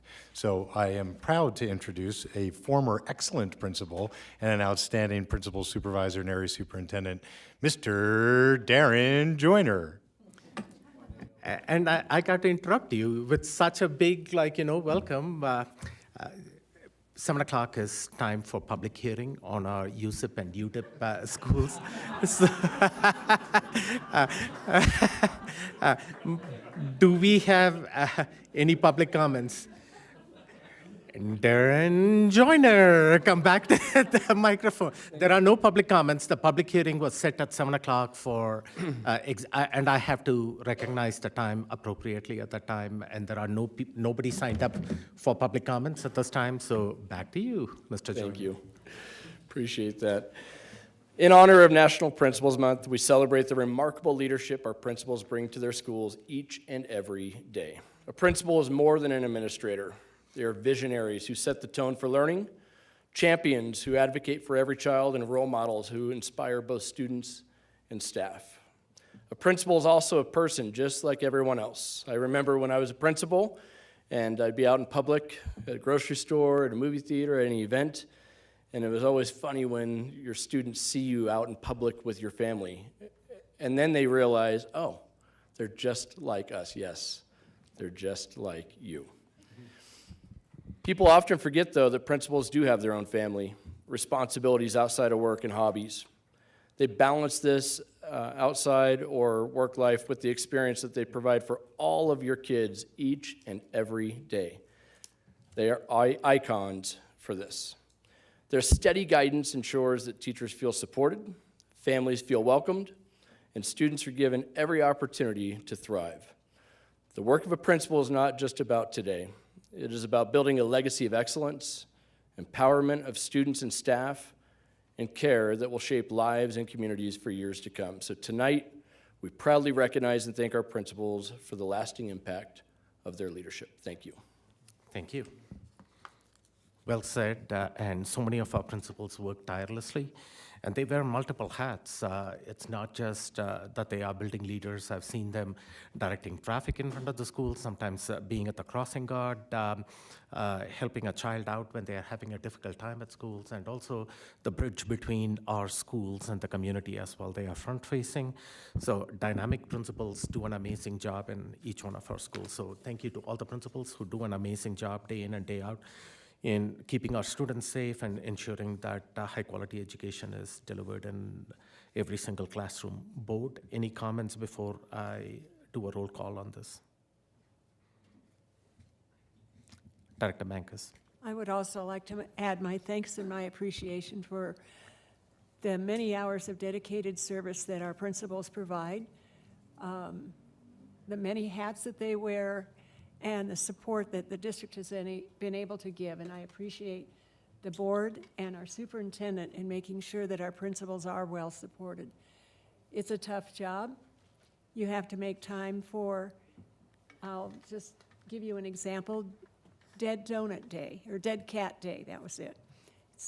Principal had gone to school, and there was an animal right where the kids were going to come into school that was no longer living. It was up to her to deal with that, and she did, and then went out and bought donuts so that they could get on with their day in a better frame of mind. You just never know what's going to come up. And oh, by the way, as you've heard many times tonight, the purpose of school is to train our children. And we want them to feel welcome, we want them to feel safe, and we do what we want to do in order to make that happen. We, principals, are responsible for guiding the whole building, to bringing parents into a community that is sharing, cooperative, and in partnership. Their job is really a heavy load, and it's for those folks who really are committed to developing academically, socially, emotionally, children who are going to grow up to be independent, who can grow up to be confident and resilient. And I want to again thank our principals for doing just that each and every day, whether it's a school day or not a school day. Thank you. Thank you. And a reminder to our community and parents as well. Thank a principal this month. It could be just a small token of appreciation from you, a thank you card, or an apple. Whatever is possible, thank a principal. They do an amazing job. Roll call, please.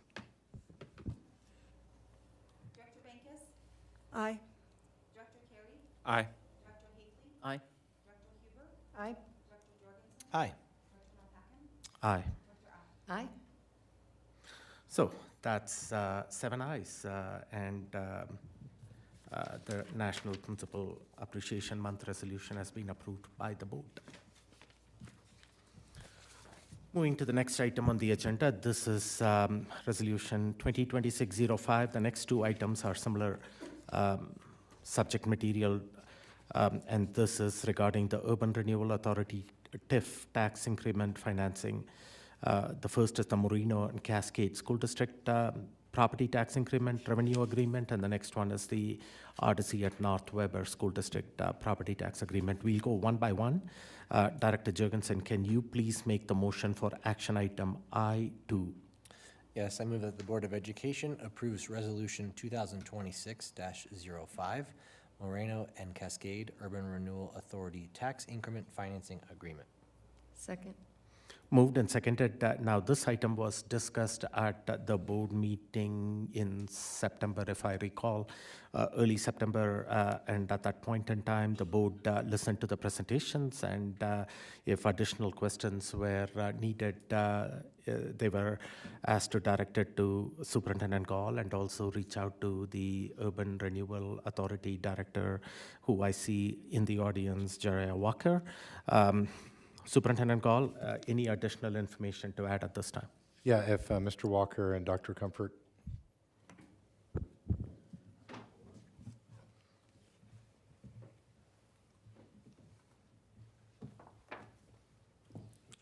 Why don't you lead off, Jariah? Sure.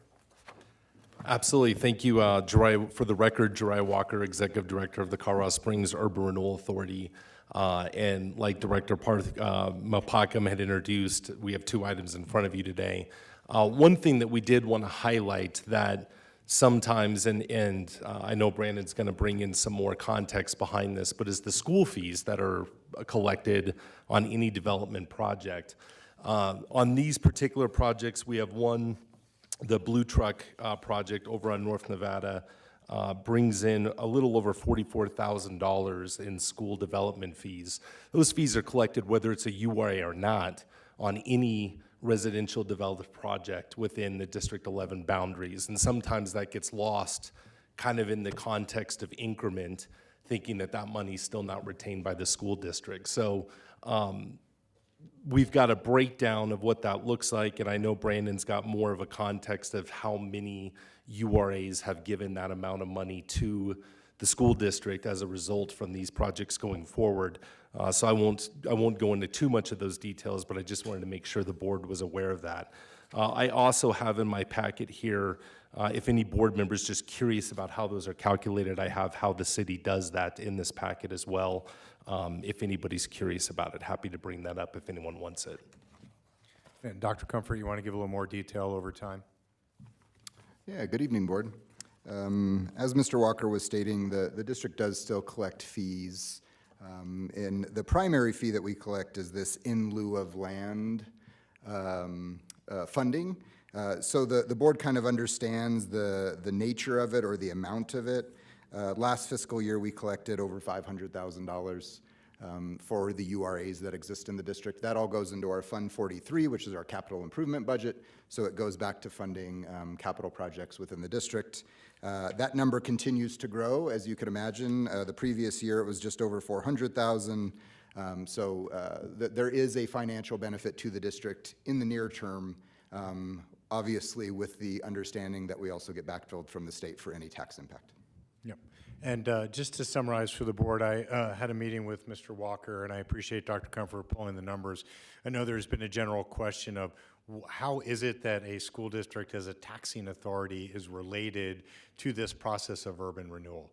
And so I wanted to highlight for both the board and for the community that even though there might be a project that feels distal from many of the things that we do, we're not often hearing about, oh, we're developing land and there's an elementary school in the middle of that, particularly because we are the downtown district. A lot of these things can feel disconnected from the work that we do, but that as the city continues to reinvest in itself in using urban renewal as an accelerant to that, there is a very distinct benefit for us to be able to then program those dollars hyper-specifically on our capital needs, but I think we've all seen what incredible projects that we can do under some of those capital dollars. So that's all the new information that I have for the board this evening.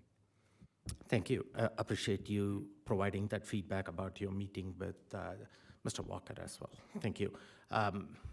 So just going back to this discussion that we've had several times, as far as the financial impact for the district because of the backfill from the state, we are held harmless. Would that be an appropriate statement? That is correct. If the board remembers, it's probably my most famous slide that I've ever demonstrated, the mustard yellow graph. This is a long-term benefit for the district. We are held harmless for tax impacts during the duration of the TIF, and then obviously we benefit from the increased taxable value of the property post-TIF. Okay. Thank you. And as a public disclosure, I serve on the URA board as well as a representative of all the school districts in the region, advocating for the interest of the school districts on the URA board as a commissioner. With that, I'm going to, I see Director Ott, your button is already to Director Ott. Yes, under the background information we were given, it does speak to the financial impact under the guidelines of the Colorado School Finance Act, and that the property taxes would be backfilled. But it also says the district's bond and mill levy override funds do not receive a state benefit backfill. So I read that as there is some impact to us. Maybe not hugely significant, but can you clarify that for us, please? Yeah, that is correct, Director Ott. So there are some of those elements. Obviously, because we are debt-free in terms of bonds, we wouldn't be receiving anything for that anyway. But there is an MLO impact of that. We don't get that specific backfill. Would it impact a future bond question?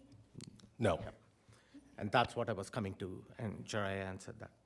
There will be no future impact for future bonds, what you're talking about, or future MLOs as well. Okay. Would that be correct? Yeah, any future bonds that are passed, those do not get captured by the increment going to the project. So it would be just, you would get those just like you would on anything else. Okay, thank you. Okay. Any other questions or comments from the board at this time? And I also see Jeff in the audience from the Moreno and Cascade School District project, and also Blue Truck, the representative from Blue Truck at the back of the audience. So thank you for both being here. The motion that is on the floor right now is about the Moreno and Cascade Urban Renewal Authority Tax Increment Financing Agreement. That motion was seconded. Since I see no further questions, I'm going to ask Ms. Olson for roll call, please. Director Manis? Aye. Director Carey? Aye. Director Hayfley? Aye. Director Huber? Aye. Director Jorgensen? Aye. Director Malpacum? Aye. Director Ott? Aye. The ayes have it. The board has unanimously approved the Moreno and Cascade Urban Renewal Tax Increment Financing Agreement. We will have probably limited discussion on the next item, as we've discussed most of it in this first item, and that is the Urban Renewal Authority Tax Increment for the Odyssey at North Weber School District project. And Director Bankus, can you please make the motion for action item I3? I move that the Board of Education approves Resolution 2026-04, Odyssey at North Weber Urban Renewal Authority Tax Increment Financing Agreement. Second. Moved and seconded. Superintendent Gall, I assume that the previous... Nothing new. Thank you. Nothing new. Okay. And nothing new on this. Board, any specific questions on this project? Seeing none, roll call, please. Director Bankus? Aye. Director Carey? Aye. Director Hayfley? Aye. Director Huber? Aye. Director Jorgensen? Aye. Director Malpacum? Aye. Director Ott? Aye. The ayes have it. So this agreement has been approved unanimously by the board as well. So I thank you for all that came in front of the board and presented the projects and provided some clarity as well as we went along with this discussion. Thank you for your engagement and best wishes as you proceed with this project. Keep us informed. I'm hoping that we can also have some student engagement opportunities through these various projects, and for that you would have to go through Superintendent Gall and his administrative team. Thank you, sir.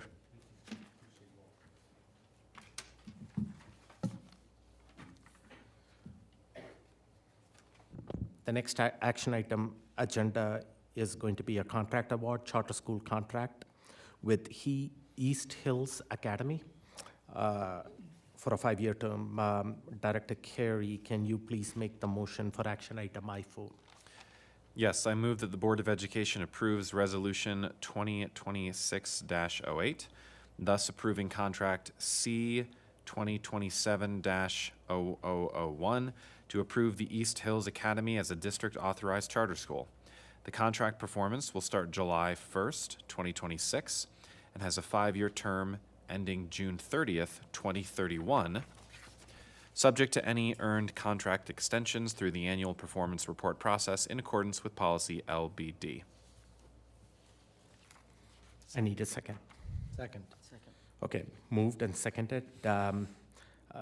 I think this was an item that we discussed several months back about both these charter schools that are coming up today in the agenda item, and this is the contract that is being finalized. Superintendent Gall? I have Dr. Comfort available, but I don't believe we have anything new to offer. Yeah, just a quick reminder to the board did approve the charter application towards the end of last year. The contract has gone through our standard charter contract process through our procurement office, as well as our Director of Enrollment and Choice, Mr. Chris Kilroy. He's been working with leadership of, in this regard, East Hills Academy. I believe Dan's in the audience. So we're here for any questions, but this is just the standard contract process. Any questions from the board on this subject matter as pertaining to the contract that has been attached on the Diligent Community website? That's the new board docs. Director Ott. Thank you. I was curious, once we approved the contract, I noticed in the wording, and of course the contract, that it doesn't, the contract begins next July. So I'm wondering, when can the community expect the finances and board agendas and meeting minutes to be online for that? I'm happy to follow up with both of the, East Hills, I apologize, East Hills in this regard, to see when they're planning on starting to do that.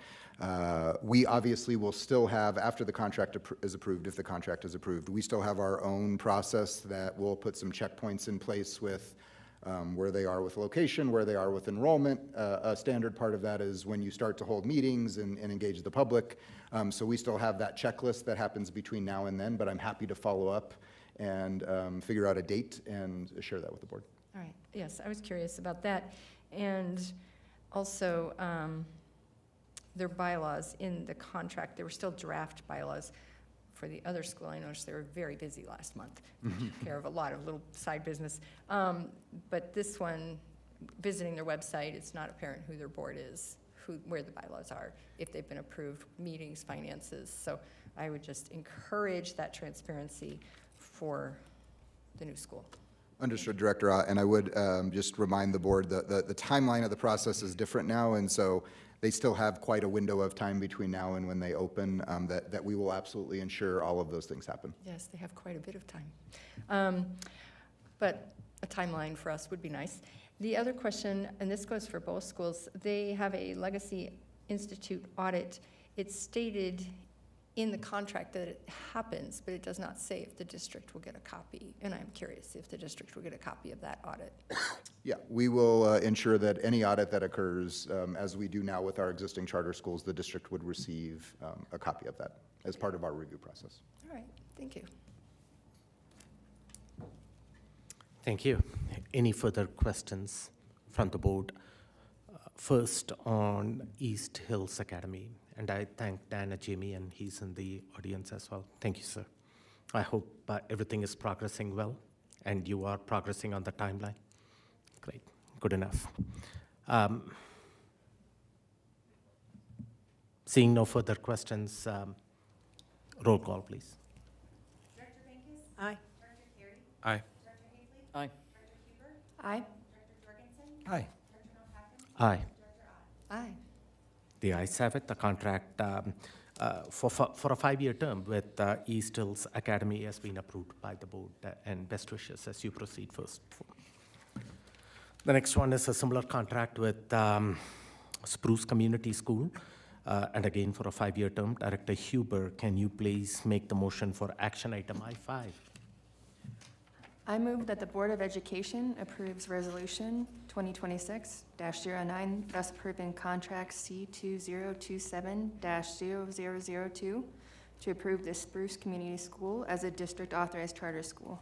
Contract performance will start July 1st, 2026, and as a 5-year term ending June 30th, 2031, subject to any earned contract extensions through the annual performance report process in accordance with policy LBD. Second. Moved and seconded. Superintendent Gall. Dr. Comfort? Yeah, no new information, just want to acknowledge the principal of Spruce Hills is in a training tonight preparing to open a new school, but we do have, oh, yeah, Natasha's here. I'm sorry, I thought that for a second you were the principal there, and then I was going to have to apologize for apologizing. We do have leadership from Spruce Community School here as well. Okay, thank you for being here. Board, any questions? You do. Director Huber. I was on the district charter review, and I just want to thank you both for those very thorough applications that came through. They were a level above what we've sometimes seen in the past. So I don't know if that's a fair statement or not, but I'm going to say it anyways.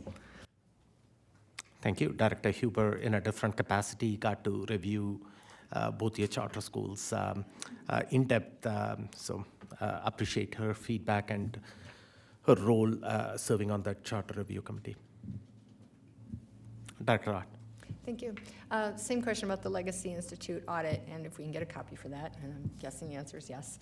I was curious, they have enrollment priorities, and I was just curious if you know, or maybe they want to speak to it, how they define educationally disadvantaged student. That is a student they would give priority enrollment to. I will invite them up to answer that question. I think that is as far as. You need to come to the microphone. Sorry. That would be the SES is what we're looking at to pull in to make our school more diverse. You want to explain SES, just people who don't know education? Social economics, finances, and. So you're assuming the socioeconomics are determining the education level of the child? We're saying that we want to ensure that we have a diversity as far as ethnicity and kind of background and where they're coming from, that we can support if they are from a family that maybe doesn't have the same level of education in their home environment. Okay. I think that's a big assumption. You might want to define it better for just your policy internally, and so it's very clear to families. Perfect. Thank you. Just a observation. Thank Yes, you. thank you. Appreciate your coming up to speak to it. Thank you. That's all my questions. Seeing no further questions, roll call, please. Director Bankus? Aye. Director Carey? Aye. Director Hayfley? Aye. Director Huber? Aye. Director Jorgensen? Aye. Director Malpacum? Aye. Director Ott? Aye. The ayes have it, and again, congratulations to Spruce as well. I know that both of you guys are doing yeoman's work out there and putting in the all the necessary legwork that is necessary at this point in time to get the school started on time. I'm aware of a couple of grants that you received as well, so all of it is looking at this time positive. I wish you the best. Keep us updated on your progress over the coming months, and work with the concerned district authorities as well. Thank you.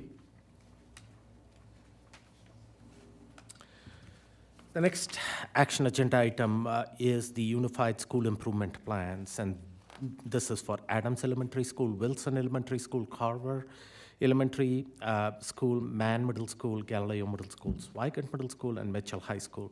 Director Ott, can you please make the motion for action item I6?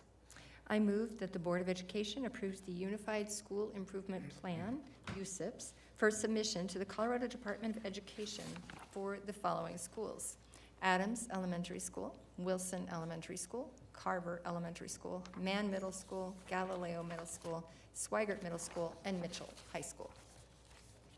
Second. Moved and seconded.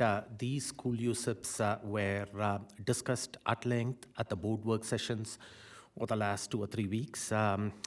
We heard from the DAC as well, DAC Accreditation Committee. The chair, Courtney Hertner, is here joining us as well. Thank you for your detailed feedback that you gave on each one of those schools. It was a spirited discussion and principals participated. I see the Carver principal at the back of the room. If I'm missing any other principals, I don't see any other, but thank you for being present out here as well. Superintendent Gall, any additional information at this time? No, we do not. We appreciate. I see Courtney's here from the DAC and the strong work of our Ed Insights team for the, I think, the strongest USIPs that the district has produced, at least in the time that I've been here. Okay, and I did engage with Courtney. Courtney had a couple of comments that she wanted to make about the process. Courtney, please welcome. Yeah, and yeah. Hello. Yep. I'm ready when you are. Can I click it from here? Sweet. Hi, board, Superintendent Gall. I'm Courtney Hertner, and I am the accreditation chair for the District Accountability Committee. Our committee is made up of community members, parents, teachers, and school administrators with the support of Dr. Kalicki. Our team is charged with reviewing the district improvement plan as well as school improvement plans for schools identified by the state as being on turnaround or priority improvement status. My goal tonight is to make the public aware of the process for these reviews and to talk about themes that we're seeing in the plans. So in the district plan, the UDIP, or the Unified District Improvement Plan, this year we took a slightly different approach to this review. We formed a task force of accreditation and DAC membership, and we actually met in July to review the document that was ready at that time. It was in really great shape. Its format and development process produced a clear, strong document. We gave some feedback, and I very much appreciate the fact that our feedback was incorporated into the final plan, and Dr. Kalicki put together a 3-page document letting us know where exactly that feedback was put into the plan. And I think it's really important to the community at large to know that our work is valued and taken seriously. Our school improvement plans. We had several new members to our team on DAC accreditation this year, probably because of our new meeting structure that we're doing. And so now we have several new members, which is really exciting, but some of those people had never reviewed a USIP before. And so I made a video that walked through a USIP and what we're looking for, and that video will be available to all new members moving forward. And so I'm pretty proud of that. We also had to change our process a bit because of the timing of the release of the school performance frameworks. We had some teams of 2 or 3 of our accreditation folks who independently reviewed the school improvement plans and then sent their feedback to me. And then I reviewed and deleted redundancies and then sent that off to the principal so that the principal strictly got written feedback and could come back to me for any clarity that they needed. The goal of our feedback is always to help the schools to communicate with the community and families in a clear way what their goals are for this year and how they are trying to improve things in their school. And we always know that when we give feedback, it is up to the professional judgment of that principal what feedback they incorporate into their plans. Takeaways from all of the plans. All of our schools are committed to improvement and want the best for students at their schools. Common themes this year included improving systems for database decision-making and systems for multi-tiered systems of support.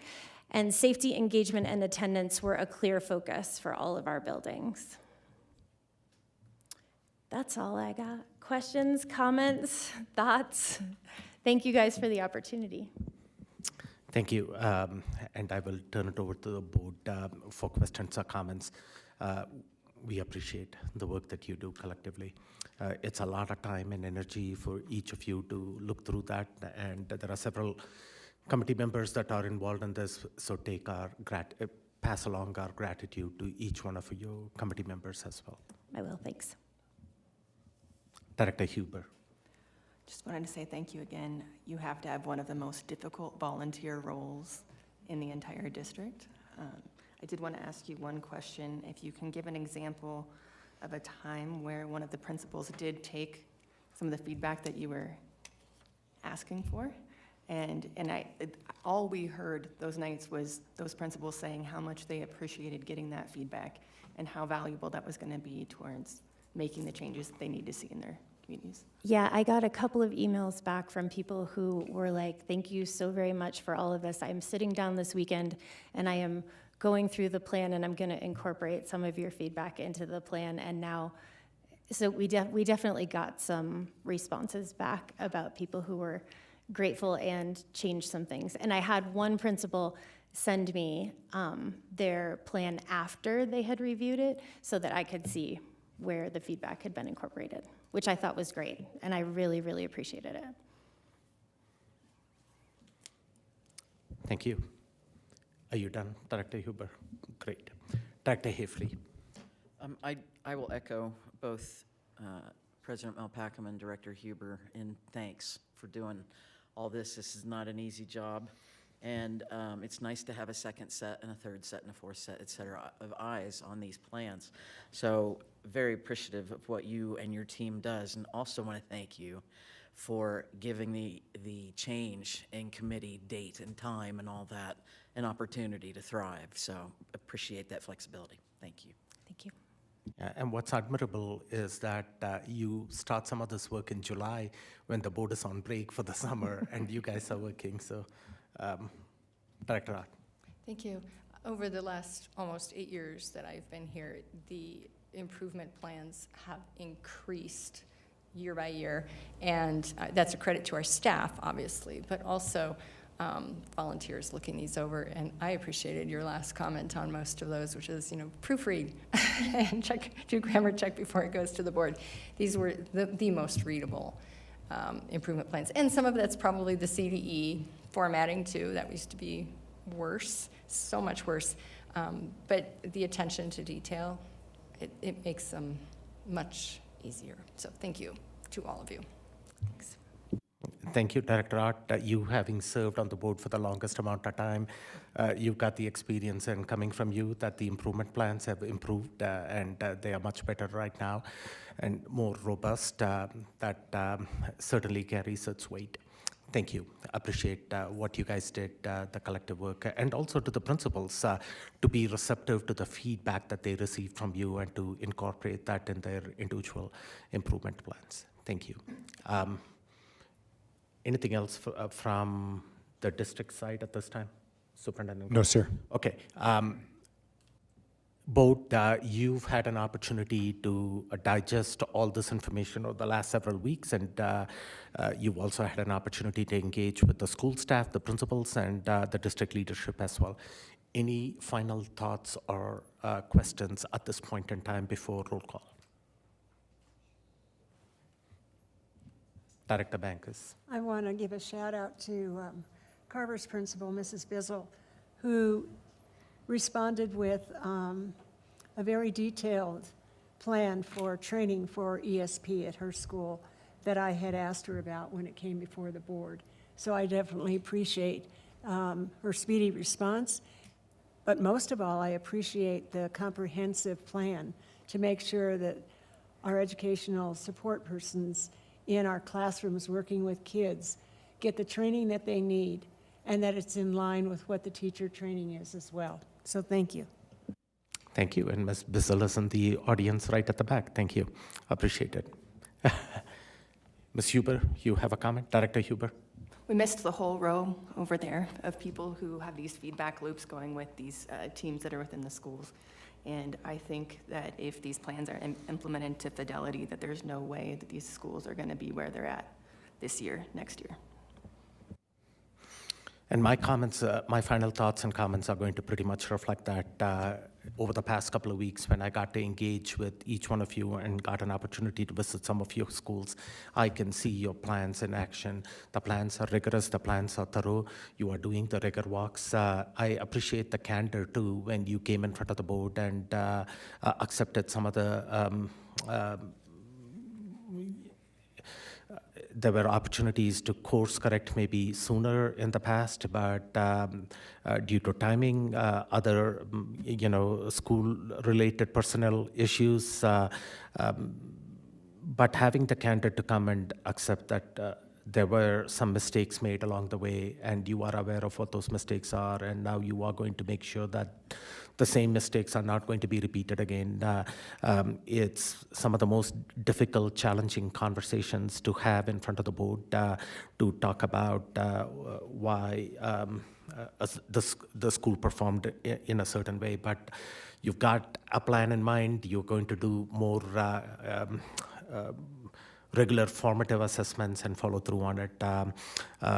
Thank you. Thank you for coming in front of the board. I wish you the best as you go further for the schools that are on the first year on the state watch list. It's even more a priority that you course correct at this point in time, because it's easier getting off the state watch list on that first year as opposed to going through multiple years of it. And I look forward to Galileo, Mitchell, and Adams as well progressing and getting off the state watch list. Dr. Kalaki, thanks for all your work as well in this, and all the people that are across out there.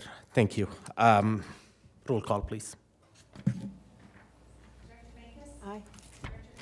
Aye. Aye. Aye. Aye. Aye. Aye. The ayes have it. The school improvement plans for all the schools that are on the state watch list and need to be submitted to CDE have been approved by the board. Now we are going to look at the next agenda item, which is the district improvement plan. Director Hafley, can you please make the motion for action item I-7? Yes, I move that the Board of Education approves the Unified District Improvement Plan, or UDIP, for submission to the Colorado Department of Education. Second. Moved and seconded. Superintendent Gall, or I see Chief Otmer coming up as well. I do have an update from Chief Otmer. Okay. Nicole? Good evening, Board. A couple quick updates on the UDIP. Number one, I just want to thank Court and her team. As she mentioned, they looked at the UDIP far earlier than we normally get to them this year, coming back in July to work on that on a special task force. So we really appreciate that. They were on the ground level, able to look at it with us to say, how do school plans align with the district improvement plan? They offered suggested feedback that we took on things like clarifying language in the strategies to make sure they were more readable and free of some of the education ease. There's still a lot in there, but we cleaned up a bit of that. They encouraged us to tighten some of the timelines and also identified owners in specific action items. So it was really helpful to clean those pieces up. When we presented the UDIP in the work session last week, Director Ott had some specific questions. So you do see a version 2 uploaded tonight. I'm gonna ask Melissa, I hope that has page numbers on it for you, because I have a couple page numbers written down that I wanna try to jump to as I explain these things. But overarching, I just wanna say the new platform that CDE has for our district improvement plan and our school improvement plans has 2 separate buttons on the website. One for the district plan, one for the school plans. Director Ott and I went through those because there are a little bit of different features depending on which plan you're in.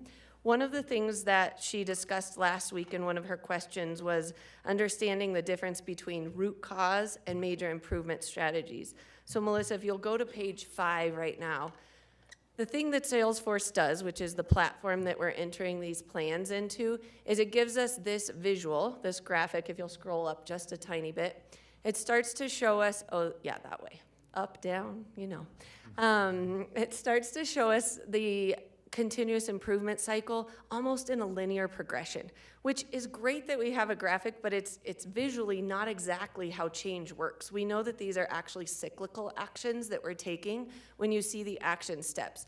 So if you look at that purple box on the far right and the blue box in the middle, rather than seeing this as a linear relationship between the major improvement strategies and the root causes, it's very cyclical when we think about it. If we want access to high quality tier 1 instruction, here are the actions we can take aligned to those root causes.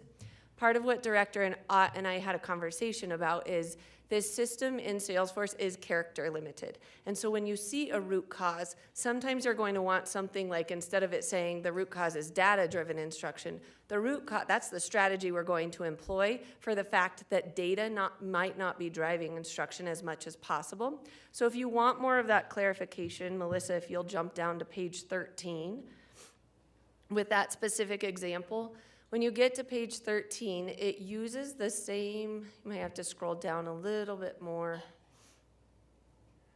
Keep going. There's going to be a little graphic at the top. There we go, root cause analysis. You'll notice they're using pictures or those graphics in order to show you you're connected to a root cause, which is that little yellow symbol at the top. As soon as you get down here where you have less character limit, you can see that we start to go in an inconsistent system-wide approach to data-driven instruction is the root cause we identified to employ the strategy we're using. So if you want more depth on the root causes, just don't jump down there and you'll be able to see that. The other clarification that we talked through is on page 42, and that was the funding sources for major improvement strategies 1, 2, and 3. Part of what the state's done by moving to a platform like this is tightened the guardrails on districts. So when you select something on one menu, it pre-populates what you can select on the following menus. So Dr. Colicky and I went back in after Director Ott. It's at the very bottom of this page, Melissa. The funding sources we went back into right there. You'll notice that last week it only said Title I. David and I went back into the drop-down menus and were able to find additional options, and so we did update those per major improvement strategy. So when you go to major improvement strategy 3, which is connected to page 3 of the high school SPF, things like other was selected because we do get philanthropic dollars for the Promise program that help support initiatives there. So those are customized now per MIS. Other changes that were made are simply grammar and punctuation updates, which we will continue to read for before we submit the final document. There's always a way to sharpen that and make it even better. So those are the updates. I'm happy to take any questions. Thank you for the feedback, and thank you, Director Ott, for working with Chief Ottmer as well on this. Any questions or comments from the board? Director Ott? Thank you. I appreciate the attentions and the conversation. And I will just note that my earlier words about the school improvement plans and how CDE has improved, I didn't say they were perfect yet, obviously. And so hopefully feedback from districts this year and schools too will help them along in whether they need more characters or just clarification somehow, so there isn't that confusion of root cause versus strategy. It's always a work in progress, it seems, but they're better, but not perfect, but we'll Agreed. settle for now. Thank you. Thank you. Thank you. Any other comments or questions from the board at this time on the UDIP? Thank you. Thank you for all the work that you guys did. I do want to give a shout out to Mr. Reed, too, who's in the back of the room. I think you were part of the accreditation committee, if I recall right, and you went through some of these plans. So since you are in person, I do want to give a thank you to you. With that, roll call, please.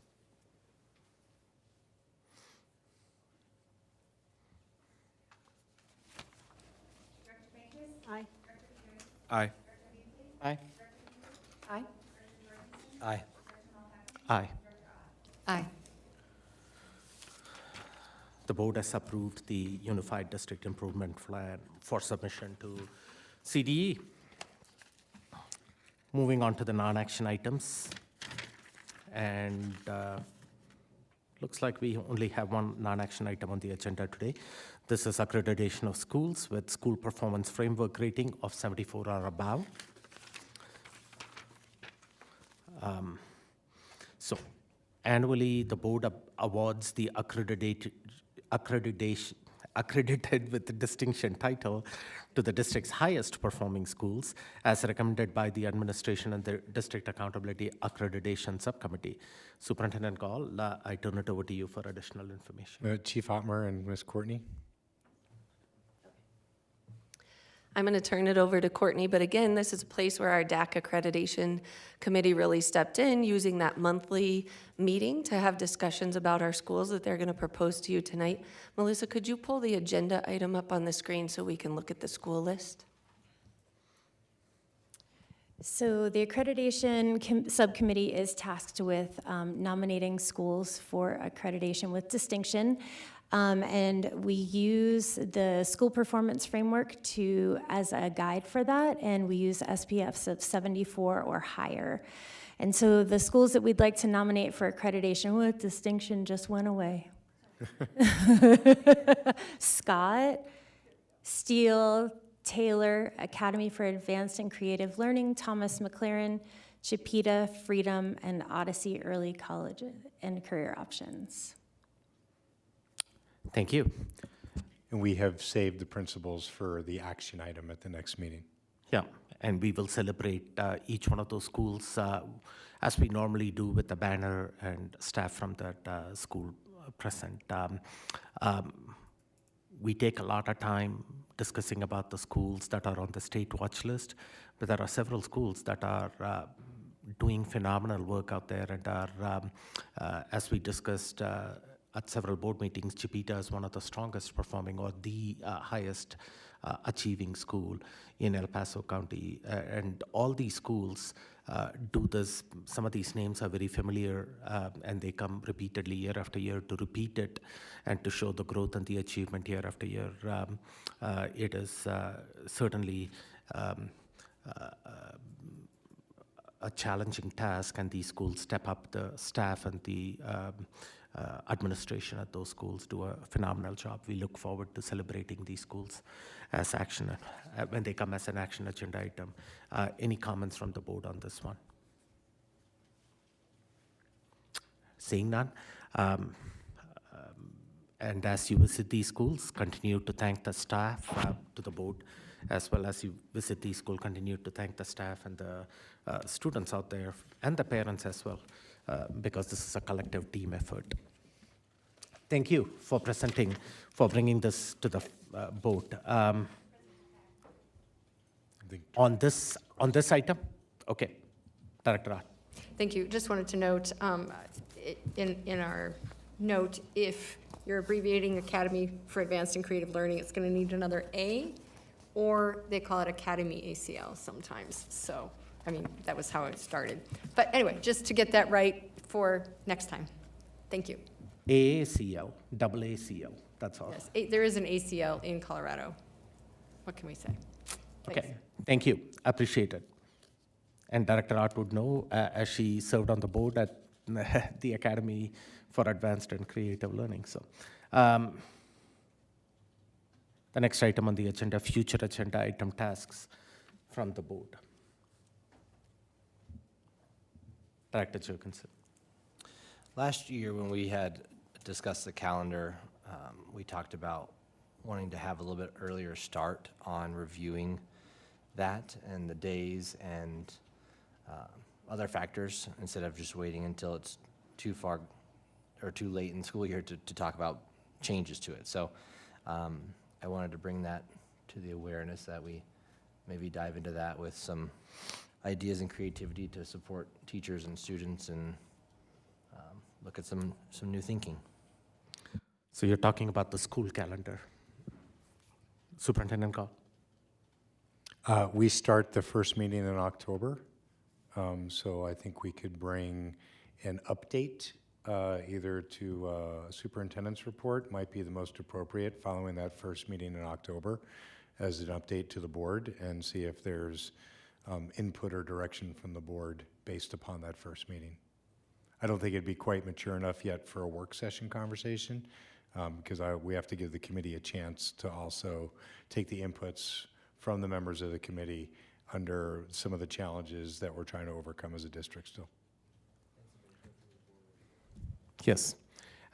As they have a meeting, Chief Otmer will update the board through Superintendent Gall. And if there is anything that we particularly discussed the last time the calendar was in front of the school board, as far as items to consider, I'm just trying to recall if anything came up. If so, send an email reminding the board and Superintendent Gall about that subject matter as well. So that's taken into consideration as they look into the committee meetings. Director Art. Thank you. I recently emailed the board, well, actually, President Malpacum did it on my behalf because I forgot to copy the board, regarding missing content from the district health curriculum's supplemental textbook. Pages were purposefully removed from a textbook that presumably we had authorized, and this is a violation of policy IGA. So I would like to have a conversation about how we can prevent such actions in the future. I'm curious if similar actions are taking place without our knowledge, and those are questions I think that we as a body who are not informed, should discuss. So I just want to provide some context to the community as well as to what Director Art is mentioning. It was a supplementary curriculum material, and as this supplementary curriculum material was being reviewed during the summertime when the board was in recess, the feedback at that time from the administration was that some of these content was not appropriate and aligned with the standards. But Superintendent Gall replied back to you, which was sent to the entire board at this point in time. You want a further update on that, on some of the questions that was asked? Yes, I did mention in my reply to him that I had further questions. What previous board action is in alignment with removing pages from a textbook? Have district staff censored other textbooks or materials? And are district staff taking other actions in the district using the same justifications? I think that cutting pages out of our textbooks, there's no requirement to do so. The board did not suggest that happen, and the board was not informed, as compared to other recent changes in curriculum. The board was not informed about the action. So there is apparently a failure in communication. And I think if we aren't sticking to policy, then who knows what else we aren't doing. It's a matter of trust. And further, the issue of removal instead of just choosing to ignore, we might not have to teach it, but it doesn't mean we need to go around cutting sections out of textbooks. There are all kinds of examples of things that we don't teach in textbooks, but we're not cutting things out of them. So it's troubling, yes. Okay. Board members, is this a topic? Superintendent Gall, is there anything you want to add? I have nothing further to add in the email provided. Okay, great. This can be a future agenda item update if the board chooses to go in that direction. Board, is this you heard Director Art and the question she had. Is this an item that you would like to? Director Jurgensen, on this subject matter? Yeah. Yes. I'll just add that, I believe the will of the board was there for Director Palcom to act, and then I think the Trump's Title IX updates are probably what also guided that too. So I don't have a necessary need to investigate this any further. So I'm asking the board, the rest of the board at this point in time, as far as a future update on the subject matter at a future point in time. Is this something what Director Art requested? Is that the will of the board at this time? By thumbs up. Oh, okay, Director Bankers. Director Bankers. I'm undecided on this, primarily because I did get the response from, the question was asked. I had not heard about it before. Question was asked. I did get the response that was sent out to all the board members, and it still wasn't clear to me. I think that there are questions out in public because, as Director Jorgensen said, there's a lot of miscommunication going on out there. And I'm thinking that the last thing I want to see have happen is that the public looks at something that doesn't seem above board. In my conversation and asking for more information, what I have come to understand, it is no longer the protocol that publishing companies restrict their textbooks to what's being asked of them from California, Texas, and New York. They have developed to a point, a marketing point, where they are now marketing their product to conform to standards by state, which is a colossal thing and quite expensive for publishing companies to do. But if they're going to continue to sell their product, then they need to conform to what states are asking. And my understanding is that the pages that were removed from this supplemental text did not align with the board decisions that we have made and the priorities that we have set, and that the pages in question were vocabularies. I'm comfortable with the explanation that I've gotten. My indecision is that I don't know how much of this discussion we should have, so that for those people, those few people or many people who have a concern about the district taking on the responsibility of aligning our textbooks and our curriculum with our board priorities in a streamlined or efficient manner should be something that we should discuss to make it clear that this board and perhaps that practice was a matter of keeping in line with the priorities that we have set.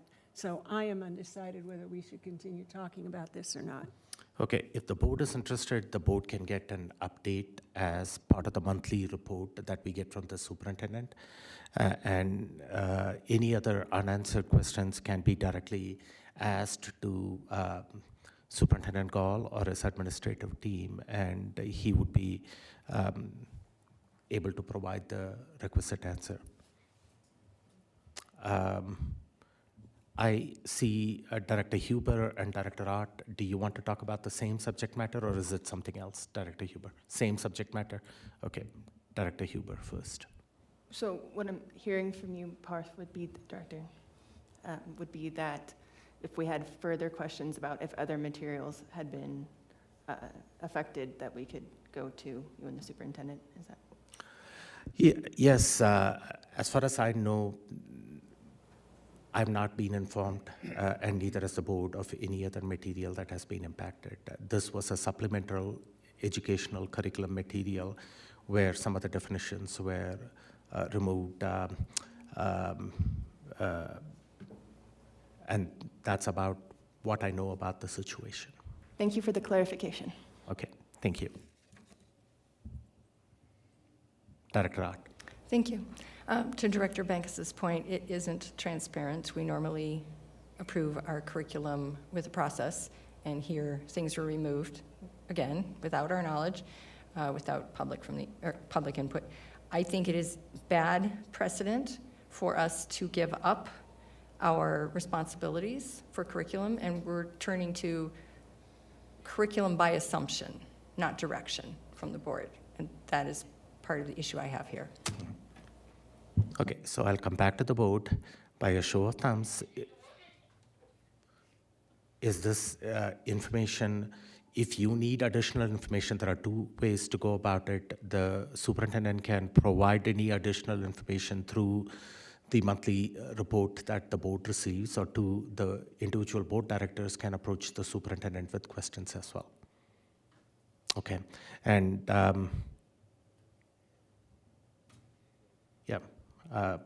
okay. Is the board interested in getting a collective report from the superintendent on this topic as a monthly report? By a show of thumbs. In the Mars report. Yeah. Okay. Great. Okay. So we'll get a collective report in the Mars report, and then if individual board members have additional follow-up questions, please reach out to Superintendent Gall. Superintendent Gall. Okay. Understood. Thank you. Thank you. Okay, looking over the calendar review, Wednesday, October 8th, we will not have a board meeting that day. We discussed the situation on October 8th.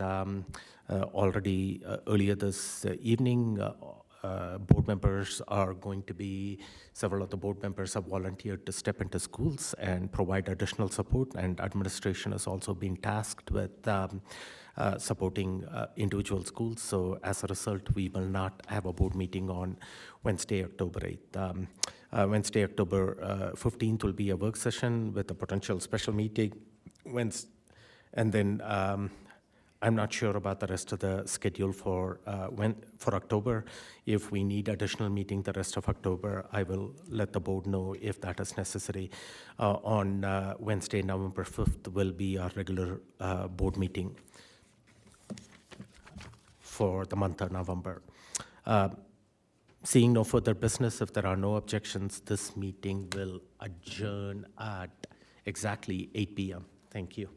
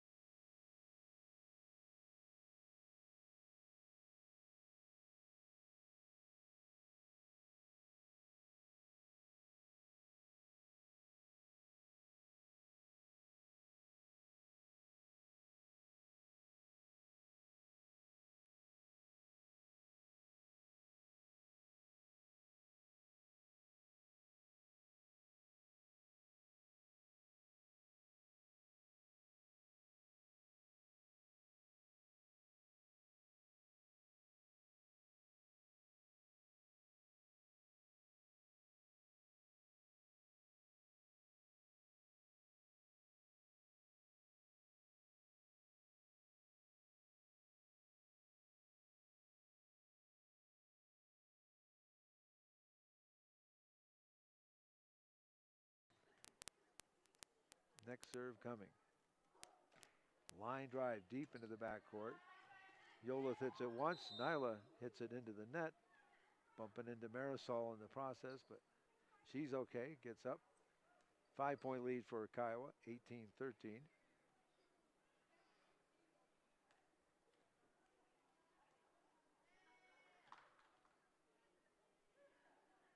Coach checking with Marisol to make sure she's okay after the collision. They exchange thumbs up. And Eliana's next serve for Kiowa.